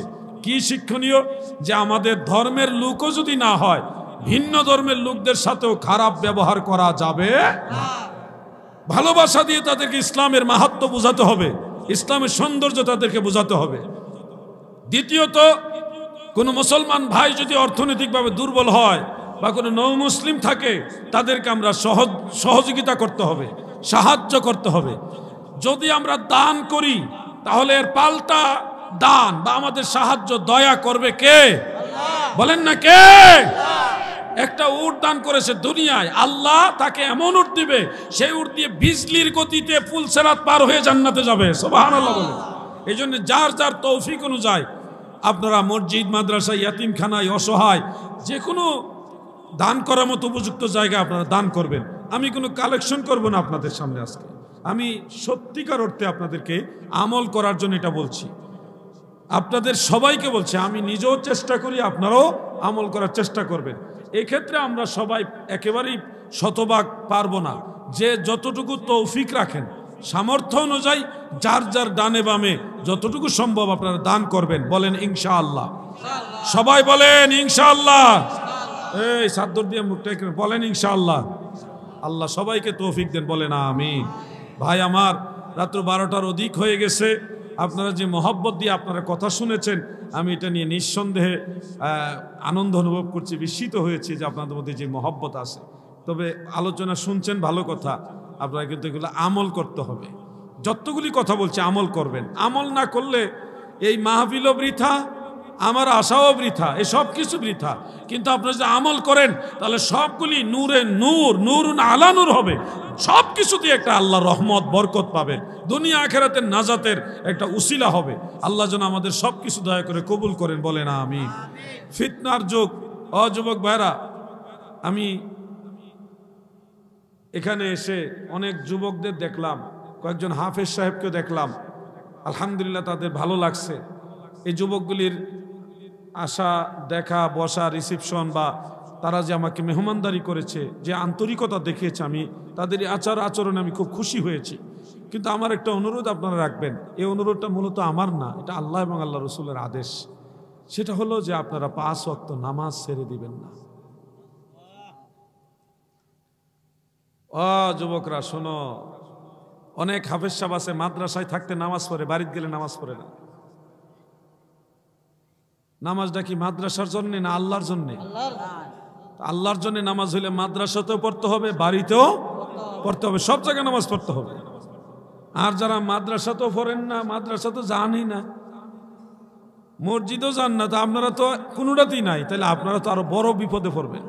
নামাজের হিসাব হাসরের ময়দানে সবার আগে দিতে হবে, সবার আগে দিতে হবে নামাজের হিসাব।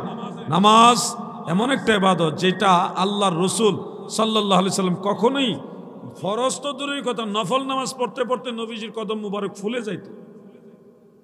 আর আমরা সেখানে ফরজ নামাজই পড়ি না, অথচ মদিনাওয়ালার উম্মত দাবি করি। বলেন, এখন কিন্তু কথা ভালো লাগবে না, একবারে বেশি বেশি মজা লাগবে না, কিন্তু এই কথাটা একবারে সব কথার চেয়ে বেশি দামি কথা। এই 5 ওয়াক্ত নামাজ আপনি মজা পাইবেন কখন? যখন সেজদার মধ্যে টাইম বাড়াবেন, আল্লাহর সাথে আপনার কথোপকথনের একটা আন্তরিকতা তৈরি করবেন, তখন আপনি নামাজের মজা পাবেন। কোনো মতে নামকা ওয়াস্তে সূরা কেরা, তাসবিহ, তাহলিল কোনো মতে ফিরা সাইরা দিলেন, এই নামাজে মজা পাবেন না। আপনি নামাজে মজা পাবেন রুকুতে গিয়ে যখন এই ধ্যান রাখবেন, হে আল্লাহ, আমি আপনার কাছে মাথা নত করে দিয়েছি, আপনি আমার মালিক, আমি আপনার গোলাম। এই ধ্যান নিয়ে মাথা নত করে দিবেন, সেজদায় গিয়ে কপাল জমিনে ঠেকায়া আমার আল্লাহকে বলবেন, মনে মনে বলবেন, আল্লাহ, আমার সর্বোচ্চ সম্মান যা দেওয়ার আমার কপাল সহ জমিনে ঠেকাইলাম আপনার জন্যে। আমি আপনার প্রতি সেজদায় অবনত হলাম, আপনি আমার মালিক, আমি আপনার গোলাম। ওগো মাওলা, দয়া করে আমার এই সেজদা কবুল করেন। মনের সাথে আমার আল্লাহর প্রেমের ডুরি লাগায় দেন। মুখে সুবহান রাব্বিয়াল আলা এই কথার সাথে অন্তরে আমার আল্লাহর সাথে আপনার সম্পর্ক লাগায় দেন, মুখে আর অন্তরে মিল করে দেন। দেখবেন ওই নামাজের মধ্যে কত মজা লাগে। কঠিন বিপদে পড়ে গেলে একটা কাজ করবেন, আমি শিখাই দিই, একটা চেষ্টা করবেন। একটা কাজ ধরেন, একটা রোগ, এমন রোগ হয়েছে মাসের পরে মাস ডাক্তার দেখাইতেছেন, ভালো হইতেছে না, ওষুধের পর ওষুধ খাইতেছেন, উন্নতি হচ্ছে না। অথবা ধরেন বিপদে পড়ে গেছেন, যে কোনো একটা মুসিবতে পড়ে গেছেন। আপনাদেরকে বলে যাচ্ছি, চেষ্টা করবেন, দিনে হোক রাইতে হোক, যখন সুযোগ পাবেন, নীরবে হোক সবার সামনে হোক, চেষ্টা করবেন একলা একলা নির্জনে সেজদায় কপালটা জমিনে ঠেকায় আল্লাহর কাছে বলবেন, আল্লাহ, ও আল্লাহ, আমি তো এই বিপদে পড়ে গেছি, আমার একটু সাহায্য করেন। আল্লাহ, আমার এই অসুবিধা, আমি পারতেছি না, আমার একটু সাহায্য করেন। যে কোনো বিষয়ে আপনি আল্লাহর সাথে শেয়ার করেন। পৃথিবীতে সবচেয়ে ভালো, সবচেয়ে উত্তম যিনি সাহায্য আপনাকে করবে তিনি আমার আল্লাহ। আল্লাহর কাছে বলতে গেলে মাইক লাগবে না, আল্লাহর কাছে বলতে গেলে কারো মাধ্যম লাগে না। আমার আল্লাহ এমন আল্লাহ যিনি আপনি বলার আগেই জানে আপনি কি বলবেন। সুবহানাল্লাহ বলেন। শুধু আপনার আনুষ্ঠানিকতাটা রক্ষা করা, দুইটা ঠোঁট নাইরা, জিহ্বাটা নাইরা, শুধু বলা, আনুষ্ঠানিকভাবে বলা যে আল্লাহ, আমি এই বিপদে পড়ছি, আমার সাহায্য করেন। কারণ হলো কি জানেন, আপনি চাইছেন, চাওয়ার পরে যদি আল্লাহ না দেয় তাহলে এটা আল্লাহর দুর্বলতা বুঝাবে। আর আল্লাহর কোনো দুর্বলতা নাই, আল্লাহর কোনো দুর্বলতা নাই। এই জন্য আমরা চাইলে তো চাইতে চাইতে ক্লান্ত হয়ে যাব, আল্লাহর কাছে চাইতে চাইতে ক্লান্ত হব, কিন্তু আল্লাহ দিতে দিতে কোনোদিন ক্লান্ত হয় না। আমরা আল্লাহর কাছে ঋণী, কিন্তু আল্লাহ কারো কাছে ঋণী না। কারণ আমার মাথার চান্দি থেকে পায়ের তলা পর্যন্ত যা কিছু আছে সব আমার আল্লাহই দিছে। এখানে যা আছে সব আমার আল্লাহর দেওয়া। এখানে আমি এমন কিছুই নাই যেটা আমি আল্লাহকে দিব। শুধু পারবো অন্তরের প্রেম, ভালোবাসা, ভক্তি, শ্রদ্ধা, মহব্বত, এটা আমি আল্লাহর প্রতি দিতে পারবো। এটা আমার দয়াল নবীজিকে আল্লাহ এইভাবে বলে দিয়েছেন, কুল ইন কুনতুম তুহিব্বুনাল্লাহ ফাত্তাবিউনি ইউহিব্বুকুমুল্লাহ। এই ছোট্ট একটা কথার মাঝে আমার আল্লাহ বলছেন, নবী গো, দুনিয়ার মানুষদেরকে আপনি বলে দিন, তারা যদি আমি আল্লাহকে ভালোবাসতে চায়, কাকে কাকে? আল্লাহকে যদি ভালোবাসতে চায়, তারা যেন আপনার অনুসরণ করে, মানে আপনাকেও ভালোবাসে, তাহলে আমি আল্লাহ তাদের ভালোবাসবো, আমি আল্লাহর ভালোবাসা তারা পেয়ে যাবে। সুবহানাল্লাহ বলেন। তাহলে এই আলোচনার মূল যে মুলাখাস বক্ত, সারাংশ, সারমর্ম, আমাদের যে আল্লাহ রসুল সাল্লাল্লাহু আলাইহি সাল্লামকে অনুসরণের মাধ্যমে, নবী ভালোবাসার মাধ্যমে আল্লাহকে ভালোবাসতে হবে। 5 ওয়াক্ত নামাজ। দাদু কঠিন বিপদে পড়ে যাবে, হাসরের ময়দানে আল্লাহ এমন একটা ঘটনা ঘটবে, এটা সহিহ হাদিস। হাসরের ময়দানে সর্বপ্রথম বিচার যখন শুরু করবে, সর্বপ্রথম বলবে, তোমরা কি নামাজ আদায় করেছিলে? এর আগে কাতারে কাতারে ভাগ করবে, অনেকগুলি কাতার হবে, বিভিন্ন রেওয়ায়েতে বিভিন্ন সংখ্যার কথা আছে, আমি সংখ্যার দিকে গেলাম না। সমস্ত উম্মতে মুহাম্মাদীদেরকে এক কাতারে দাঁড়া করাবে। এই উম্মতে মুহাম্মাদীর মাঝে আবার অনেক কাতার হবে পর্যায়ক্রমে, আমি ওই কাতারের দিকে যাচ্ছি না। উম্মতে মুহাম্মাদী সবাইকে আল্লাহ প্রশ্ন করবে, তোমরা কি আমি আল্লাহর হুকুম নামাজ আদায় করেছিলে? সেদিন হাসরের ময়দানে নামাজি বেনামাজি দলমত নির্বিশেষে সবাই বলবে, হ্যাঁ আল্লাহ, আমরা নামাজ পড়ছি। কথাটা বুঝছেন নি? মানুষ কত বড় সিটার। দুনিয়াতে বেনামাজি ছিল, হাসরের ময়দানে আল্লাহ জিজ্ঞাসা করবে, আল্লাহর সাথে তারা মিথ্যা কথা বলবে। বুঝছেন নি বিষয়টা আপনারা? এখানে যারা আছেন সবাই কি নামাজি? সবাই তো নামাজি না। একে তো নামাজ পড়ছে না, আবার সে আল্লাহর প্রশ্নের উত্তরে মিথ্যা কথা বলতেছে, তাও আল্লাহর সাথে মিথ্যা কথা বলতেছে। বান্দা বান্দিরা রে, তোমরা কি নামাজ আদায় করেছো কিনা? নামাজিরা বলবে, হ্যাঁ আল্লাহ নামাজ আদায় করেছি। বেনামাজি এই সিটারের দলেরা কইব আল্লাহ নামাজ পড়ছি, আল্লাহ তাআলা দেখবো যে বাটফাটিও তো মিছা কথা কইতাছে। তখন আল্লাহ বলবে তাহলে তোমরা সবাই আমি আল্লাহর প্রতি সেজদায় অবনত হও, আমাকে সেজদা দাও। তখন নামাজি বেনামাজি পার্থক্য হয়ে যাবে। যারা নামাজি তারা আল্লাহু আকবার বলেই সেজদায় চলে যাবে, আর বেনামাজিগুলির মেরুদণ্ড লোহার মতো সোজা করে দিবে আল্লাহ, নইতে পারবে না। এরা হাদিসের মধ্যে উল্লেখ যে সেজদা জোর কইরা দিতে চাইবে, জোর কইরা নইতে পারে না, দিকেও সোজা সুজি এইভাবে দুপুর করে পড়ে যাব, তারপরে সেজদা দিতে পারতো না। সুবহানাল্লাহ, সুবহানাল্লাহ। আল্লাহ তাআলা এইভাবে তাদেরকে কঠিন অবস্থার মধ্যে ফেলে দিবে। এই জন্য আপনারা যদি মনে করেন হাসরের ময়দানে নামাজ না পড়া কোনো মতে বলে ফেলবো যে নামাজ পড়ছি, সেজদা একটা দেলে লিখতে হইছে, ওখানে কোনো 2 নম্বরের সুযোগ, মেরুদণ্ড সোজা করে দিবে। সেজদা জোর করে দিতে চাইলে সোজা সুজি এইভাবে ধুপুর করে পড়ে যাব, তাও সেজদা দিতে পারবে না, পার্থক্য হয়ে যাবে। হ্যাঁ, তো ওই সময় আপনারা বলেন ওই প্রথম ইন্টারভিউ, একেবারে প্রথম ইন্টারভিউতে কি আপনারা কি ধরা খেয়ে যেতে চান? আচ্ছা সত্য করে বলেন তো, আল্লাহ যে বিচার করবে হাসরের দিন, এটা বিশ্বাস করেননি? সবাই বিশ্বাস করে? তাইলে আগের থেকে ভালো হয়ে যান, ভালো হইতে পয়সা লাগে না। সময় কিন্তু এটা আসবে, এই দিন দিন না আরো দিন আছে, এই দিনে টেনে নিবে সেই দিনের কাছে। আপনারা যদি নিজেদের বিচার নিজেরা করেন, জজ কোর্ট লাগবে না, ম্যাজিস্ট্রেট কোর্ট লাগবে না, দেশটা এমনি ভালো হয়ে যাবে। পেঁয়াজের দাম এত বাড়াইছে কারা? ফেরেশতারা। বাংলাদেশে 250 টাকা পেঁয়াজের দাম হইছে, এই 250 টাকা 220 টাকা পেঁয়াজের দাম বাড়াইছে কারা? জিবরাইল ফেরেশতা। আজরাইল আইসা বাড়াইছে? কারা বাড়াইছে?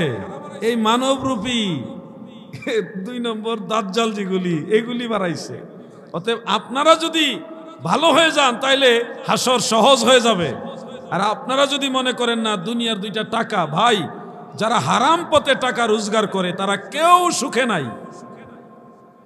আমাদের দেশে অনেক ডাক্তার আছে, রোগীদের পাইলে জবাই কইরা টাকা নেয়। বুঝেননি আপনারা? মানে ডাইরেক্ট ফিজিক্যালি জবাই না, টাকার জবাই করে টাকা নেয়। বাচ্চা নর্মাল ডেলিভারি হবে, কিছুক্ষণ ওয়েট করলে, কিছু মেডিসিন প্রয়োগ করলে নর্মাল ডেলিভারি হয়ে যাবে। আগে তো অসংখ্য ডেলিভারি হয়েছে, বাচ্চা জন্ম দিয়েছে মায়েরা। ও আল্লাহ, মাদ্রাসায় ক্লিনিকে হসপিটালে নেওয়ার পরে ডাক্তারে কয় বাচ্চা তেরা হয়ে রয়েছে, বাঁকা হয়ে রয়েছে, উল্টায়া রয়েছে, হয় বাচ্চার মা মারা যাবে নাহলে বাচ্চা মারা যাবে, মা বাঁচাবেন না বাচ্চা বাঁচাবেন, এমন একটা ভয় দেখায়, কইলজা সিফা লাগাই দেয়। কি করতে চান? বাচ্চা বাঁচাইবেন না মা বাঁচাইবেন? কত নজনী বাঁচামু? তাইলে টাকা নিয়ে আসেন 50,000, না হইল কমে হইল 30,000। এই লোক হইল গরিব মানুষ, কোত্থেকে এত টাকা পাবে? বাচ্চা জন্ম দিতে গিয়া এখন তো তার টাকা পয়সা তেমন নাই, অটো চালায় চলে, ঘরে অত টাকা নাই। যাই হোক, অটো আসিল, অটোটা বেচে ফেলছে, ইমার্জেন্সি বেচা, ঠিক মতো দাম হতো পায় না, ভ্যান গাড়ি আছে বেচে ফেলছে। বাড়িতে একটা 2টা ছাগল পালছে, খাসি পালছে, এগুলি বিক্রি করে ফেলছে, একটা গরু পালছে, বিক্রি করে টাকা নিয়ে ডাক্তারের কাছে দিচ্ছে। মানে আমাদের কসাই ডাক্তার যারা, সব ডাক্তার খারাপ না, কসাই ডাক্তার যারা এইভাবে মানুষকে জবাই করে টাকা রুজি করে, কইরা যে তারা ভালো আছে ওইটা কিন্তু মনে করেন না, তারাও ভালো নাই। তারার অসুস্থ হলে তাদের ডাক্তারদের স্ত্রী, ডাক্তারদের সন্তানরা, তারা রোগে অসুস্থ হইলে বাংলাদেশের ডাক্তারে তারা ভালোই হয় না। এয়ার অ্যাম্বুলেন্স দিয়া, মানে হেলিকপ্টার বা এয়ার, মানে কি প্লেনের মতো একটা অ্যাম্বুলেন্স আছে, এয়ার অ্যাম্বুলেন্স দিয়া, বিদেশি ডাক্তার দিয়া তাদের চিকিৎসা করে ভালো করার লাগে। এদিকে যতই সবাই করছে, কসাইগিরি কইরা টাকা রোজগার করছে, ওই অ্যাম্বুলেন্স, এয়ার অ্যাম্বুলেন্সের তলে তাদের অনেক টাকা গেছে। আর না হয় তাদের ছেলে বা মেয়ে এমন সন্তান আল্লাহ দিছে, হয় কথা কইতে পারে না, না ওই দাঁড়াইতে পারে না, আর নাইলে লুলা, হাত নাই, ফাও নাই, বইতে পারে না, এমন একটা ধরাই দিছে আল্লাহ। সারা জীবনের কম্য, মানে এরকম হইলেই যেটা তা না, আমি জাস্ট বোঝানোর জন্য বলছি যে এমন একটা বিপদে আল্লাহ তাদেরকে ফেলে রাখে যে হারামের আরাম নাই, এটা তারা বুঝে। স্ত্রী দিয়া হোক, সন্তান দিয়া হোক, বা নিজেরকে দিয়ে হোক, কোনোভাবেই কোনো হারামখোর আরামে নাই। আলুর দাম পেঁয়াজের দাম যারাই বাড়াইছে খবর নিয়ে দেখেন তার ফ্যামিলির মধ্যে শান্তি নাই। সন্তান দিয়ে হোক বা নিজের স্ত্রী দিয়া হোক বা নিজের জীবনে দিয়া হোক, কোটি কোটি টাকা সুরে বাটফারে দান্দালে টাউটারে মাইরা মাইরা লয়ে যেতেছে, জমি জমা দখল করে নিয়ে যেতেছে, শান্তি নাই।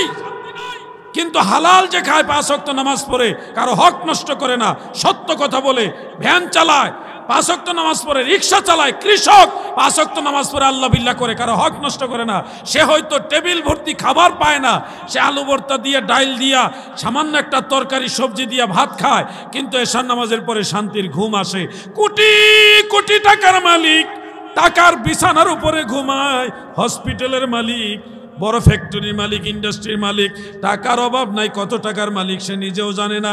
মৃত্যুর আগে টাকা আছে কিন্তু চিকিৎসার অভাবে মরছে, এমন উদাহরণও বাংলাদেশে আছে না? না, আমার আল্লাহ দুনিয়াবাসীর দেখাইছে, দেখায়। এই জন্যে টাকার পিছনে দৌড়াইবেন না, আল্লাহর দয়ার পিছনে দৌড়ান। যতটুকু আপনার দরকার ততটুকু আল্লাহ দিবে। আমাদের বক্তাদের মাঝেও অতগুলি টাকা না হইলে অনেকে আসে না। যেমন অনেক বক্তাই সীমা লঙ্ঘন করছে, ইদানিং অনেক বক্তারা সীমা লঙ্ঘন করছে। 80,000 টাকা, 1 লাখ টাকা, 1,20,000 টাকা। আমি দেখেছি আজকেও বক্তাদের নিয়ে একটু হালকা অনলাইনে বিচরণ করেছি, করে দেখি যে 60,000 টাকার নিচে তারা ফোনই কথা বলে না। এক কঠিন অবস্থা চলতেছে এখন।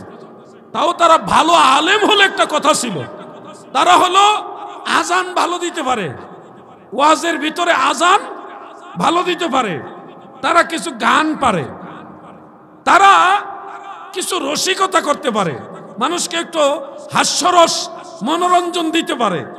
এই ধরনের বক্তারা চাচ্ছে 1,20,000 টাকা, 1 লাখ টাকা, 80,000 টাকা। একটু দূরে হইলে 1 লাখ টাকার নিচেই যায় না। আর এটা কোনো সুন্নি আর ওয়াহাবি না, সব জায়গাতেই, সর্বমহলের কথা বলছি আমি। এই যে একটা আলেমদেরকে টাকা দিলে তারা আবার মসজিদ মাদ্রাসায় কাজে লাগায়, কিন্তু এই লোকগুলি টাকা নিয়ে মসজিদ মাদ্রাসা করে না। মনে রাখবেন, এটা আমাদের জন্য একটা ভয়ঙ্কর একটা সাইট। এই আলেমদেরকে হাসরের ময়দানে আল্লাহ বিচারের কাঠগড়ায় দাঁড়িয়ে গোটা মানবতার সামনে লজ্জা দিয়ে জাহান্নামের আগুনের মধ্যে নিক্ষেপ করবে। আমি আপনাদের বলছি, অনুরোধ করে বলছি, আলেমদের মূল্যায়ন করেন, যারা কোরআন দিয়ে, হাদিস দিয়ে, রাসূল সাল্লাল্লাহু আলাইহি সাল্লামের আদর্শ দিয়ে মানুষকে দ্বীনের দিকে আনার চেষ্টা করে, আকীদায়ে আহলে সুন্নাতের দিকে আনার চেষ্টা করে, বাতিলদেরকে চিহ্নিত করে সত্য আপনাদের সামনে তুলে ধরে নবীর তরিকা আপনাদের দেখায় দেয়, আখিরাতের নাজাতের পথ দেখায় দেয়, ওই আলেমদের মূল্যায়ন করেন। নচেত আপনারা যে এতগুলি টাকা দিয়ে আনতেছেন, আপনাদেরকেও যে আল্লাহ ছাইরা দিব তাও না। এজন্য আমাদের সবাইকে সচেতন হতে হবে। বক্তাদেরকেও আরেকটু জনগণ বা শ্রোতা যারা আছেন মাহফিল কমিটির প্রতি সহনশীল হতে হবে, এবং শ্রোতা যারা আছেন আপনারাও দ্বীনের ভাব গাম্ভীর্য রক্ষা করে তাকওয়া নিয়ে, ফরহেজগারিতা নিয়ে আলেমদের মূল্যায়ন করবেন। এটা সম্পূর্ণ দরকার আছে। আলেমদেরও টাকা দরকার আছে, কিন্তু আপনারা ওই টাকা এমন সীমা লঙ্ঘন করবেন না। বক্তারাও সীমা লঙ্ঘন করা চলবে না, শ্রোতারাও, দাওয়াতদাতা যারা, তারাও সীমা লঙ্ঘন করা চলবে না। অনেক বক্তা আছে ওয়াজে যাওয়ার আগে ফুল পেমেন্ট নিয়ে নেয়, প্যাড বানাইছে, দাওয়াতের প্যাড, প্যাডের মধ্যে শর্ত দিয়ে দিয়েছে, হুজুর মাহফিলে যাওয়ার পূর্বে সম্পূর্ণ টাকা দিয়ে দিতে হবে প্যাডের মধ্যে। আমি ফেসবুকে দেখছি আজকে এটা। আপনারা কি মনে করেন এটা কি ইসলামের আদর্শ? একজন আলেমকে দাওয়াত করলে সর্বোচ্চ তাকে পথ খরচ দিবেন, গাড়ি ভাড়া, আসা যাওয়ার খরচ, এটা সে দাবি করতে পারে যে ভাই আমাকে খরচটা দেন। আপনারাও দাবি করে দিবেন, হুজুর আপনাকে এটা আসা যাওয়া রাহা খরচ বা পথ খরচ দিলাম, আপনাকে রুট খরচ দিলাম, এটুকু দিবেন। এর চেয়ে বেশি যে চাইবে তাকেই মনে করবেন যে এটা ব্যবসায়ী বক্তা, ওয়াজ ব্যবসায়ী। এটা কি ওয়াজ ব্যবসায়ী? আল্লাহর দোহাই লাগে, ওয়াজ ব্যবসায়ীদের সাথে আপনাদের সম্পর্ক করবেন না। আলেমদের সাথে, মুত্তাকি আলেম যারা, তাদের সাথে আপনাদের সম্পর্ক করেন। আমি নির্দিষ্ট কাউকে মিন করে বলছি না, কি আলিয়া কি কওমি, কাউকে মিন করে বলছি না। যে কোনো ক্ষেত্রে তাকওয়াশীল যারা, আখিরাতমুখী যারা, মদিনাওয়ালামুখী যারা, সুন্নিয়ত প্রেমিক যারা, তাদেরকে আপনারা মূল্যায়ন করেন। ওয়াজ ব্যবসায়ীরা সিজনে আপনাদের কাছ থেকে টাকা রুজি করে ঠিকই, কিন্তু এই ওয়াজ ব্যবসায়ীদের কাছ থেকে না মসজিদ পাওয়া যায়, না মাদ্রাসা পাওয়া যায়, আর তাদের আলোচনার মাঝেও কোনো আকীদার ওয়াজ নাই। ইমোশনাল কিছু কথা বলে মানুষকে কিছু হাসাইয়া মনোরঞ্জন দিয়া মোটা অঙ্কের টাকা নিয়ে চলে যাচ্ছে। আমার এই কথাগুলি যদিও একটু অপ্রিয়, অনেক ভাইয়েরা খুশি হবে না, কিন্তু এটা সত্য কথা বলছি আমি আপনাদের। আলেমদের টাকা দিতে হবে, তবে সীমা লঙ্ঘন করা যাবে না। ইন্নাল্লাহ লা ইউহিব্বুল মুতাদিন, আল্লাহ সীমা লঙ্ঘনকারীকে পছন্দ করেন না। আলেমদের চালায় রাখতে হবে, না হয় তারা ইলমের খেদমত ময়দানে দিবে না। একজন আলেম সে চাইলে ব্যবসা করতে পারবে। আপনার যেমন ব্যবসা করার মেধা আছে, প্রত্যেকটা আলেমের ব্যবসা করার মেধা আছে। আপনি যেমন রাজনীতিবিদ, রাজনীতি করার মতো জ্ঞান আছে, প্রত্যেকটা আলেমের এরকম রাজনীতি করার মেধা আপনার চেয়েও কম না। অনেক ক্ষেত্রে কোনো রাষ্ট্রীয় মিনিস্টার, এমপি, মন্ত্রী যারা আছে তাদের চাইতে আলেম সমাজের জ্ঞান অনেক ক্ষেত্রে আমরা ভালো দেখি। অতএব আমরা যদি আলেমদের আবার মূল্যায়ন না করি, হাদিয়া, তোহফা বা যেভাবে আপনারা নেন, এটা যদি একেবারে অবমূল্যায়ন করেন, তখন আলেমরা ময়দানে ইলমের ক্ষেত্রে সময় দিবে না, তারা বিজনেস করবে। তখন কিন্তু ইলমের খেদমত, ইসলামের খেদমত কমে যাবে। এই জন্য ব্যালেন্স করে চলতে হবে। বাইনাল ইফরাত ওয়াত তাফরিদ, একেবারে ছাড়াছাড়িও না, বাড়াবাড়িও না, মধ্যম পন্থা অবলম্বন করতে হবে। কথা বুঝতে পারছেন আপনারা? আলেমদের সম্মানও করতে হবে, আর সম্মান করতে গিয়া বাউল বক্তা যারা একটা ওয়াজে 2-3টা আয়াত ঠিক মতো পড়ে না, কিন্তু 10-12টা বাউল গান ঠিকই পড়ে। বাউল গান বাউল শিল্পীরা চাইতে উনি বেশি মুখস্থ জানে। একজন শিল্পী আক্ষেপ করে, বাউল শিল্পী আক্ষেপ করে বলতেছে, আমরার সব গান চুরি করে লয়ে গেছে গা হুজুররা। কঠিন অবস্থা। আবার তারা গান বানাইছে লালনের গান, যিনি মুর্শিদ তিনি খুদা, নাউজুবিল্লাহ কর। তারা মুর্শিদ রে খুদা বানায় ফেলছে, আল্লাহ বানায় ফেলছে। চিন্তা করেন, ফেরাউনি স্বভাব তাদের ভিতরে চলে আসছে। ফেরাউন তো নিজেকে খোদা মনে করত, আনা রাব্বুকুমুল আ'লা, আমি সবচেয়ে বড় রব। ফেরাউনি স্বভাব চলে আসছে, তারা নিজেরা পীর হইছে, পীরজাদা হইছে। ওরে পীর রে, বাবা পীর হইলে ফুলাই পীর, সরকারি পীর। এজন্য আপনারা সতর্ক হতে হবে। আপনারা যদি সতর্ক না হন, আমাদের কিছু করার নেই। আমাদের দায়িত্ব জাস্ট আপনাদের জানাই দেওয়া। আমাদেরকে আপনারা না ডাকলেও আলহামদুলিল্লাহ, আমরা অন্যদিকে সময় দিলে আপনারা কয় টাকা দেন আমাদেরকে? কয়টা টাকা দেন এই গাড়ি খরচ বা চলার পথে গিয়ে? দিন শেষে 3 মাস 4 মাস মাহফিল করে, বাকি মাসগুলি তো এই কিতাবাদি দেখা, এই দিকে আমাদের শ্রম দিতে হয়। ওয়াজ ব্যবসায়ী যারা, তারা তো আর কিতাব পড়েও না, তেমন কিতাব কিনেও না, কিছু বাংলা বই পড়ে চালাই দিল আর কি, কিছু মনোরঞ্জন। আমাদের তো শ্রম দিতে হয়। আপনাদের যে হাদিয়া তোহফা আমাদেরকে দেন, ওটা পুরা বছর চালাইতে গিয়ে আমরা না পারি ভালো মতো মসজিদ চালাইতে, না পারি মাদ্রাসা চালাইতে, না নিজেরা ভালো মতো চলতে পারি। সব কিছু মিলে আল্লাহ পাক আলহামদুলিল্লাহ আলা কুল্লি হাল।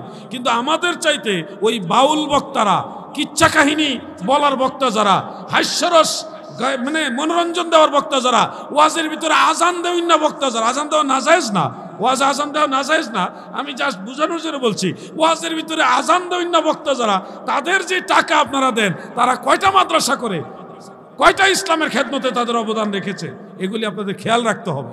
নচেত আগামীর ভবিষ্যৎ, আগামীর সুন্নিয়ত আমাদের জন্য কল্যাণ বয়ে আনবে না। আগামী 10 বছর পরে যেভাবে লামাযহাবী সুন্নিদের শত্রু যেভাবে বাড়তেছে, আগামী 10 বছর পরে বুঝবেন এই কথাগুলি কতগুলি দামি কথা। Principal Allama M A Jalil রহমাতুল্লাহ আলাইহি চলে গেছে, আল্লামা রিজভী শাহ হুজুর চলে গেছে,